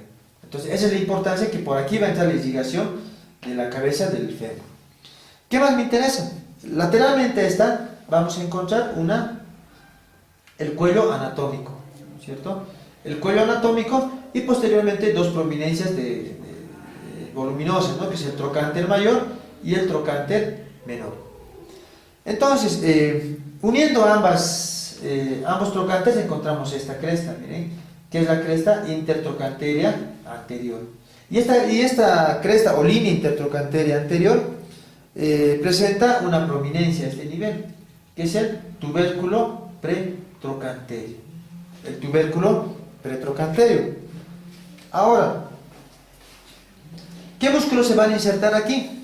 Entonces, vamos a encontrar que se inserta el músculo vasto lateral, también va a presentar inserción al músculo glúteo menor, al glúteo medio, ya que el glúteo mayor se inserta en la cara posterior, ¿no es cierto? Entonces, la forma de reconocerla es, anteriormente va a estar el glúteo menor, lateralmente el glúteo medio y posteriormente el glúteo mayor. ¿Qué más vamos a encontrar? Viéndonos a la cara posterior de esta extremidad superior, ahí vamos a encontrar la cara interna del trocánter mayor, ¿no es cierto? Entonces, en esta cara interna del trocánter mayor podemos ver, miren, dos depresiones bien definidas. Entonces, la impresión superior se conoce como la fosita del músculo obturador interno. En cambio que la depresión inferior se conoce como la fosita del músculo obturador externo, o también llamado fosita digital, ¿no? O también llamada fosita trochanteria o fosita digital, que va a presentar inserción al músculo obturador externo. Luego encontramos a este nivel, que hemos dicho, el trocánter menor, y uniendo a los dos la línea intertrochanteria posterior. Posteriormente a lateralmente a esta línea intertrochanteria posterior va a haber la inserción de un músculo, ¿no? El músculo cuadrado femoral. Y inferiormente a esta, la trocánter menor, que presta inserción a un músculo, al músculo psoasiliaco. Y por último encontramos esto que es el cuello quirúrgico. Entonces, esas serían las estructuras que componen la extremidad superior del fémur. Ahora hablaremos de la extremidad. Bueno, ahora vamos a hablar en el esquema, en la página número 12. Hablamos de la extremidad inferior del fémur, ¿no? Y la extremidad inferior del fémur se caracteriza porque tiene dos prominencias que se conocen como los cóndilos, ¿no? Y estos cóndilos femorales van a ser dos, un cóndilo medial y un cóndilo lateral. En esta parte, en esta toma, vamos a encontrar la cara anterior de la extremidad inferior del fémur, ¿no? Y lo primero que podemos ver es esta superficie articular, llamada la tróclea femoral, ¿cierto? Esa tróclea femoral, o también llamada cara rotuliana, porque se va a articular con la rótula. Por encima de esta encontramos esta superficie, mire, horadada de orificios vasculares. Esa se va a denominar la fosa supratroclear. La fosa supratroclear. Ahora, entrando ya a la descripción de su cara posterior, vamos a encontrar una toma con más claridad de los cóndilos, ¿no? Cóndilo lateral y cóndilo medial. Entonces aquí podemos describir que los cóndilos, todos los dos cóndilos tienen una caras colaterales, que sería una medial, lateral, y separadas por una escotadura, ¿no? La fosa intercondilia. Y en esta fosa intercondilia se caracteriza porque están insertados los ligamentos cruzados. ¿Qué más me interesa de estas caras, de estos cóndilos? Que presentan una superficie articular, miren, en su cara posterior y en su cara inferior, que van a articularse ¿con qué? Con la meseta tibial, con las cavidades glenoideas de la meseta tibial. También podemos ver, a nivel de su cóndilo medial, en la parte superior un gran tubérculo, ¿no? El tubérculo del aductor mayor. El tubérculo del aductor mayor, y además podemos ver, ya entrando a las descripciones de las caras laterales de los cóndilos,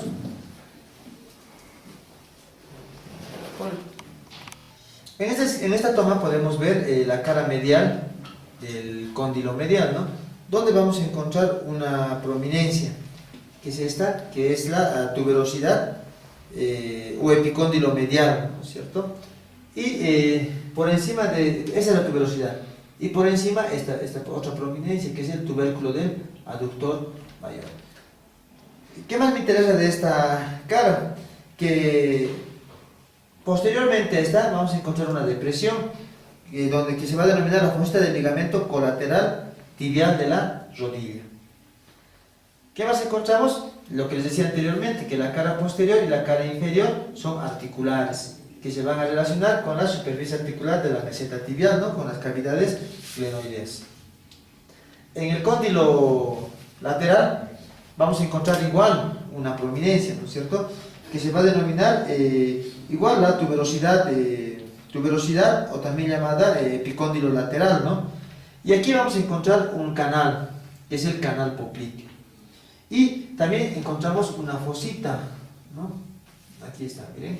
Esta fosita que ya es para la inserción del músculo gastrocnemio. Por eso se debe denominar la fosita del gastrocnemio lateral. Y nada más.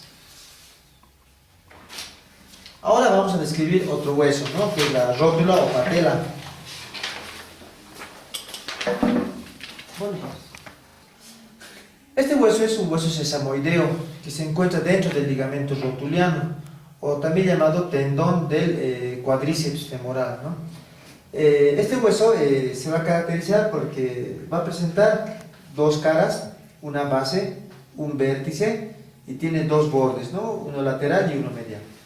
Vamos a ver que su cara anterior, primero su posición anatómica, ¿no? Su posición anatómica dice que esta parte que es puntiaguda, el vértice, tiene que dirigirse inferiormente. Luego vamos a tener que esta cara articular tiene que dirigirse posteriormente. ¿Y cómo reconozco cuál es lateral y medial? Porque de las dos caras, la cara que es más grande, la cara que tiene mayor superficie articular, va a ser lateral. En serio decimos que esto es lateral, esto es medial, esto es inferior, y la carilla articular en general es posterior. Entonces sería una patela derecha, ¿no? Una rótula derecha. ¿Qué más me interesa? Me interesa que en toda su cara anterior, su cara superior o base y su vértice, las tres van a prestar inserción al tendón rotuliano, ¿no es cierto? También me interesa que en sus bordes, en su borde, en este caso sería borde lateral y borde medial, se van a insertar los músculos vastos, el vasto lateral y vasto medial. Además también se van a insertar los retináculos, ¿no? Los retináculos rotulianos. En la cara posterior se divide en dos, en una superficie articular y en una superficie no articular, ¿no? Esta superficie no articular se va a relacionar con el pliegue sinovial infrarrotuliano, que es parte de la membrana sinovial de la articulación de la rótula. En cambio, que la superficie articular está dividida por una cresta en dos, ¿no es cierto? En dos vertientes, las que se van a articular con la tróclea del fémur. Y vamos a ver que en algunos casos este extremo medial puede estar dividido en dos, miren, por una crestita, en dos partes. En algunos huesos que se notan, también nos ayudaría a reconocer esta la parte medial, ¿no? Que se divide en dos, pero lo más común es que la parte lateral tenga mayor extensión. Bueno, ahora vamos a empezar con el esqueleto de la pierna, ¿no? Formado por dos huesos, la tibia y el peroné, en la página número 14 de los esquemas. Entonces, este hueso también es un hueso largo, ¿no? Que tiene una extremidad superior y una extremidad inferior, y va a tener un cuerpo. Va a presentar el cuerpo tres caras, ¿no? Una cara que sería medial, una cara lateral y una cara posterior. Su posición anatómica, no estamos olvidando. La posición anatómica dice la extremidad más abultada superiormente. El tubérculo de esta extremidad, o la tuberosidad de esta extremidad anteriormente. Y en la parte inferior, vamos a ver este que es el malleolo, tiene que dirigirse medialmente. Por lo cual, este va a ser una tibia derecha. ¿Qué encontramos? En relación a su cuerpo, me interesan sus caras, ¿no es cierto? Entonces, miren, hemos dicho, si esto es medial, una cara medial, una cara lateral y una cara posterior. En la cara medial, casi hacemos una travesura, ¿no? En la cara medial vamos a encontrar que es lisa, es subcutánea, porque está directamente en relación con la piel, ¿no? Pero sí nos interesa en la parte superior, miren, a este nivel, donde se van a insertar tres músculos, conocidos como la pata de ganso. Esos músculos que se conocen como la pata de ganso van a ser tres, y este es su esquema, ¿no? A este nivel, el músculo sartorio, el músculo gracil, antes llamado recto interno, y el músculo semitendinoso. En cambio, que en la tuberosidad misma se va a insertar el tendón rotuliano. En la cara lateral se va a insertar el músculo tibial anterior. ¿Cuáles son los bordes de este hueso? Este es un borde anterior, borde medial, y un borde, a este nivel, el borde lateral. Entonces ahora empezaremos a describir la cara posterior. En la cara posterior, igual vamos a encontrar que es lisa, salvo en su parte superior, ¿no? Donde vamos a ver una cresta oblicua esta, que se conoce como la cresta del sóleo, ¿no? O línea oblicua del sóleo, en cuyo vertiente superior, como también superiormente a esta línea, se inserta el músculo sóleo. Y en su labio inferior, y también por debajo de la línea del sóleo, se van a insertar dos músculos, ¿no? Uno que es el de mayor tamaño, que es el flexor largo de los dedos, y otro que está superiormente a él, ¿no? Que es el músculo tibial posterior, a este nivel, tibial posterior. Ahora vámonos a la extremidad superior.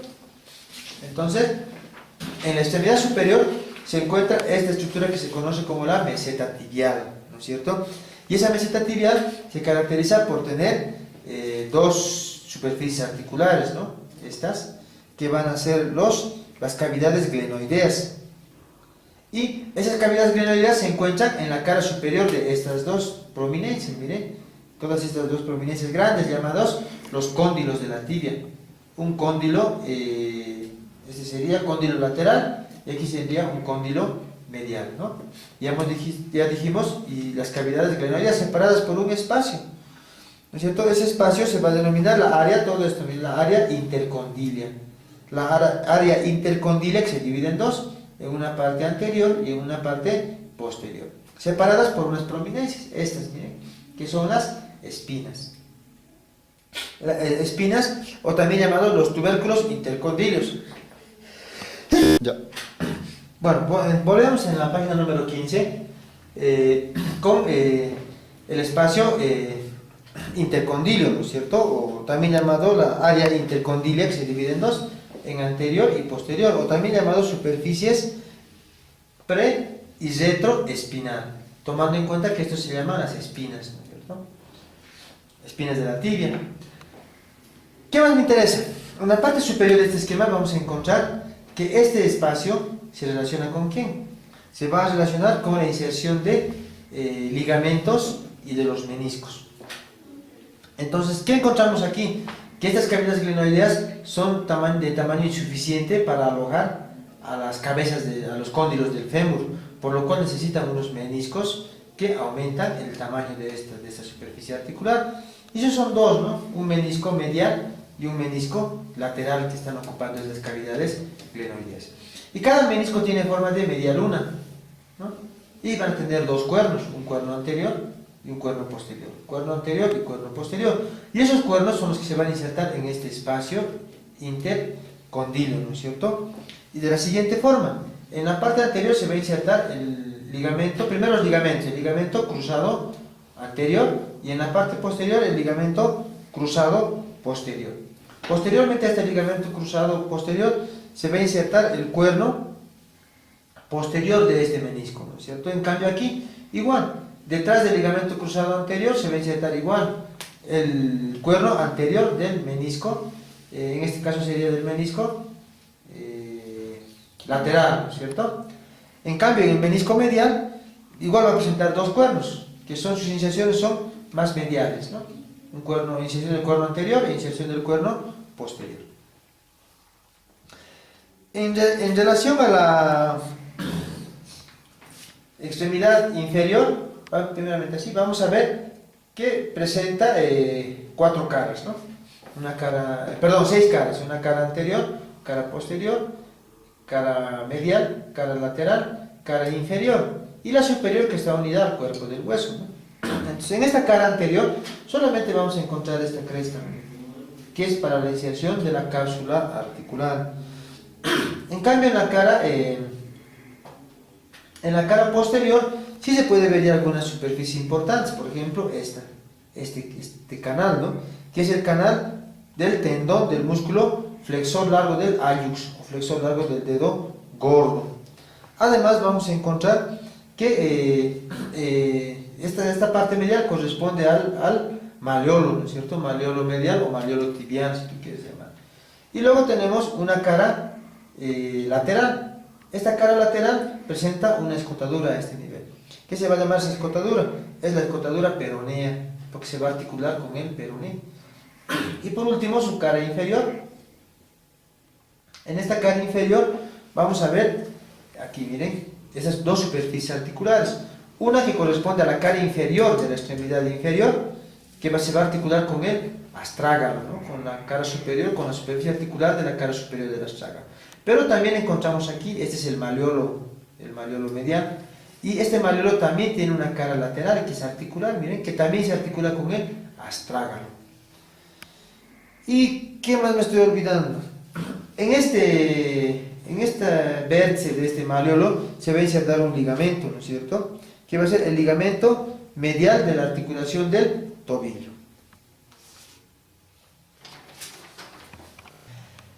Bueno, en la página número 16 veremos el otro hueso del esqueleto de la pierna, ¿no? Que es el peroné. Este peroné se caracteriza porque tiene una extremidad abultada que va hacia arriba, que además presenta su apófisis estiloides, ¿no? Que aquí no está prominente, pero a este nivel corresponde al apófisis estiloides. Tiene una superficie, extremidad inferior, que es más aplanada, ¿no? Y que presenta una carilla articular. Además, vamos a ver que su borde cortante, el borde más cortante, está anteriormente, por lo cual va a tener una cara lateral medial y una posterior. ¿Y cuál es lo que me define? Que la cara medial tiene una cresta. Entonces, a ver, veamos. Aquí está, miren. Esta sería la cresta interósea. Y esta cresta me define que esta es la cara medial. Por lo cual, esta va a ser la cara lateral y esta va a ser la cara posterior. Esta porción abultada es su extremidad superior. Entonces ahí me doy cuenta que este es un peroné derecho, ¿no es cierto? Ahora, describamos sus caras, ¿no? Lo que me interesa es esta cara medial. Ahí está. Que la cara medial está dividida en dos por esta cresta, miren, en un segmento anterior y en un segmento posterior a esta cresta interósea. En el segmento anterior se va a insertar un músculo que está de color amarillo, ¿no es cierto? El músculo tibial posterior a este nivel. En cambio, por detrás de la cresta se va a insertar otros músculos. ¿Cuáles son esos? El de color verde, ¿no? El extensor largo de los dedos, como también se va a insertar el tercer peroneo o peroneo anterior en la nomenclatura antigua. En cambio, en la cara lateral, en esta cara lateral, se van a insertar ¿quiénes? Estos músculos de color moradito, ¿no? Que son los músculos peroneos, que son el peroneo lateral largo en la parte superior y el peroneo lateral corto en la parte inferior. Entonces, no te olvides, ¿cómo reconozco esto? El borde anterior es su borde cortante y su cara medial está recorrida por una cresta, ¿no es cierto? Que es la cresta interósea, que lo divide en dos segmentos, uno anterior y otro posterior. Y en la cara posterior, ¿qué voy a encontrar en la cara posterior? En esta cara posterior solamente vamos a encontrar su agujero nutricio, ¿no es cierto? Miren, aquí en la parte media, su agujero nutricio, y en la parte superior la inserción del músculo sóleo, y en la parte inferior del músculo flexor largo del dedo gordo. Entrando a su extremidad superior, se caracteriza porque tiene una parte prominente, que es esta, que se conoce como su apófisis estiloides, ¿no es cierto? Luego vamos a encontrar aquí una superficie articular, miren, esta superficie articular, ¿para quién? Para el cóndilo lateral de la tibia, ¿no? Que se articula a ese nivel. Y también vamos a encontrar que en esta extremidad superior se van a insertar en su cara, en esta parte que corresponde a su cara medial y lateral, va a presentar inserción del músculo bíceps femoral, ¿no es cierto? Y del ligamento colateral peroneo. También vamos a ver la inserción del músculo peroneo largo y del músculo sóleo, ¿no? Pero para entenderlo mejor tienes que ver el esquemita en el libro de Rubier, que está detallando más exactamente las inserciones. En el ángulo, en la extremidad inferior, solamente vamos a encontrar una cara lateral que es rugosa, y que donde vas a encontrar este canal, ¿cierto? Ese canal es por donde pasa el tendón de los músculos peroneos, y una cara medial que corresponde a la cara medial del maleolo lateral, porque toda esta extremidad inferior corresponde al maleolo lateral, que tiene esta cara lateral con este canal, pero en su cara medial presenta una superficie articular, miren, triangular, que se articula con la superficie articular triangular también, que está en la cara lateral del hueso astrágalo o calcáneo, que lo vamos a ver en unos minutos más. En este vértice de esta extremidad inferior, a este nivel, se va a insertar un ligamento, el ligamento calcáneo peroneo. Ahora vamos a entrar a describir el esqueleto del pie. Y para describir el esqueleto del pie, lo que necesitamos es primero entender una idea general de todo lo que es el pie, para que vayamos describiendo uno por uno. Entre los huesos que componen el esqueleto del pie va a ser este, que es el astrágalo. Y por debajo del astrágalo encontramos el calcáneo, ¿no es cierto? Ahora, anteriormente al calcáneo está un hueso, miren, el cuboides. Anteriormente al astrágalo está otro hueso, el navicular. Y anteriormente al navicular están las tres cuñas, ¿no? La primera, segunda y tercera cuña. Posteriormente están los metatarsianos, el primero, segundo, tercero, cuarto y quinto metatarsiano, y luego vienen las falanges. Entonces, ¿por qué quiero que aprendan primero este esquema? Porque aquí aprenden las relaciones a simple vista. Por ejemplo, ¿con quién esta cadera articular del astrágalo? ¿Con quién se relaciona superiormente? Con la mortaja tibio-peronea, pues con la tibia y el peroneo, ¿cierto? Y anteriormente, ¿con quién se articula? Miren, su cabeza se articula con el navicular. ¿Y la cara anterior del navicular con quién se articula? Con la cara posterior de las tres cuñas. ¿Y la cara lateral del navicular con quién se articula? Con el hueso navicular. ¿Y la cara posterior, no, perdón,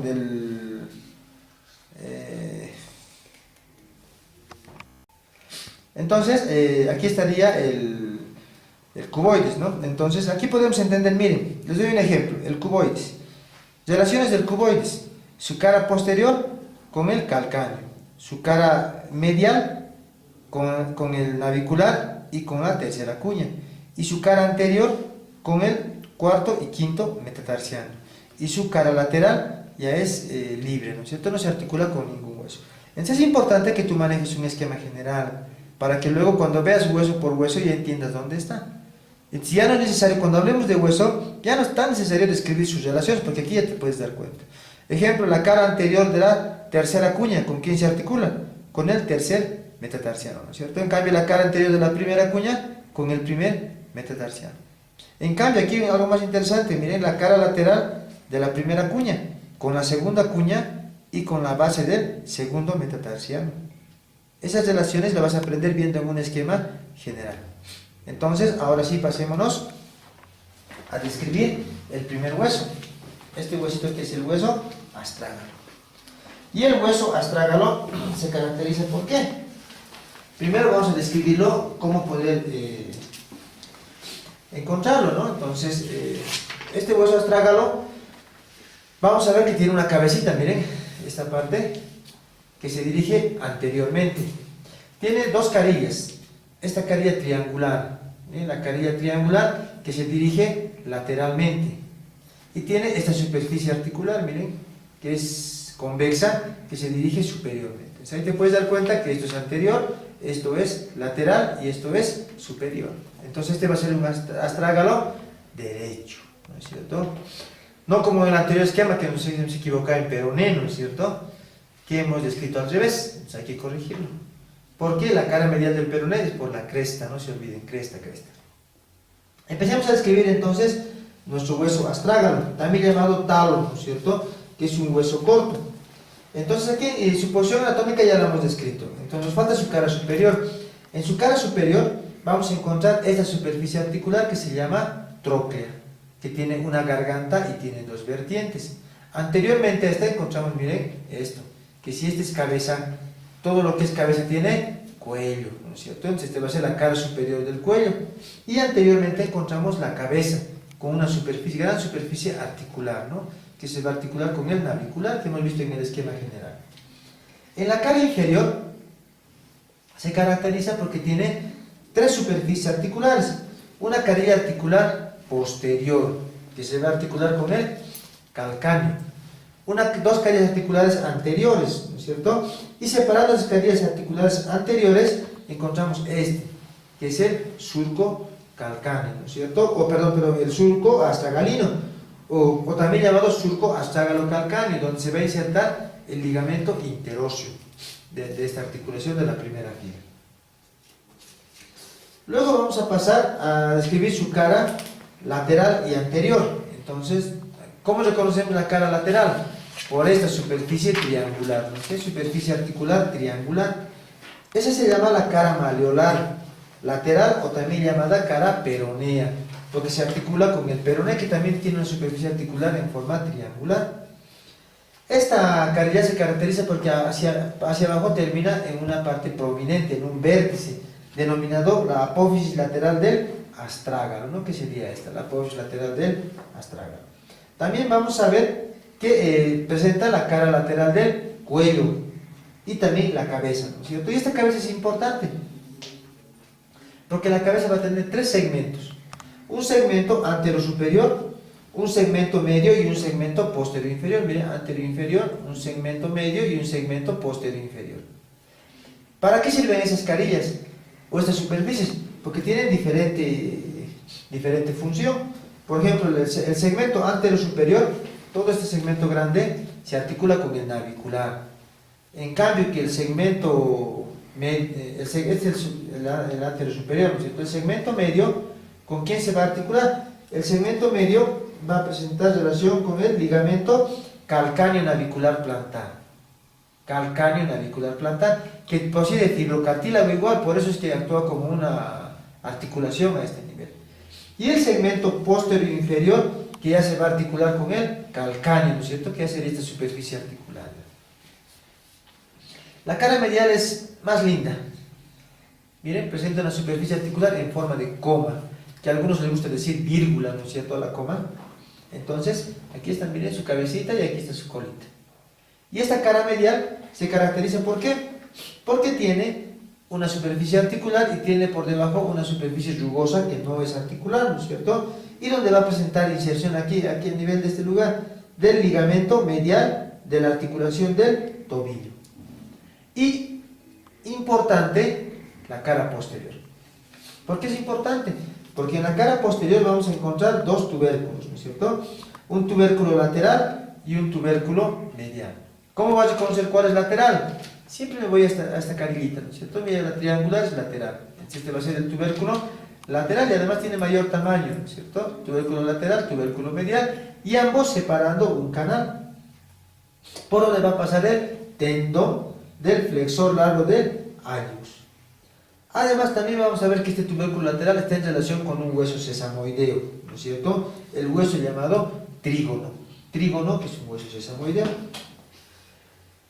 Entrando a otro hueso, vamos a encontrar este, que es el calcáneo, ¿no es cierto? Este hueso calcáneo igual tiene varias caras, ¿no? Igual en la página número 19 estamos viendo que el calcáneo tiene, su primera es la cara superior, y en esta cara superior tiene dos segmentos, un segmento anterior y un segmento posterior. En el segmento posterior simplemente es rugoso, no presenta grandes características, ¿no? Pero en el segmento anterior sí presenta carillas articulares. ¿Miren? Carillas articulares, ¿para quién? Para el astrágalo. Y además vamos a encontrar también el surco calcáneo. Este que es el surco calcáneo, que se articula con él, ¿miren? Que se une con el surco astragalino. Y entre los dos va a formar el seno del tarso, ¿no es cierto? Miren, ahí viene. Ahí está. Y este sería el seno del tarso, donde está el ligamento interóseo de esta articulación. ¿Qué más me va a interesar? La extremidad, la cara inferior. En la cara inferior vamos a encontrar tres prominencias, miren, dos posteriores y una anterior. La prominencia anterior se va a llamar tubérculo del calcáneo, antes llamada tuberosidad anterior, ¿no es cierto?, de la cara inferior. Y atrás presenta otras dos prominencias, llamados la apófisis lateral y apófisis medial. Pero antes deberíamos haber descrito su posición, ¿no es cierto?, que nos hemos olvidado. Este hueso lo vas a reconocer porque superiormente están las carillas articulares. ¿Cómo reconoces cuál es medialmente? Por este gran canal, miren, el canal calcáneo, este canal. ¿Y cómo reconoces cuál es anterior? Por esta apófisis que tiene una superficie articular. Entonces me doy cuenta que esto es superior, esto es anterior y esto es medial, por lo cual este sería un calcáneo derecho. ¿Qué más me interesa? Aparte me va a interesar, continuando con la descripción, en su cara inferior vamos a ver inserciones. Por ejemplo, en el espacio entre las dos prominencias o tuberosidades encontramos la inserción de ¿quién? En esta parte media, del ligamento calcáneo cuboideo plantar. ¿Y qué cosas se insertan en estas prominencias? En las apófisis lateral y medial. En la lateral se va a insertar el abductor del quinto dedo y en la medial se va a insertar el flexor corto de los dedos y el abductor del dedo hallux. En la página número 20 vamos a describir la cara lateral del calcáneo. En esta cara lateral del calcáneo nos importa dos estructuras, ¿no es cierto? Una que es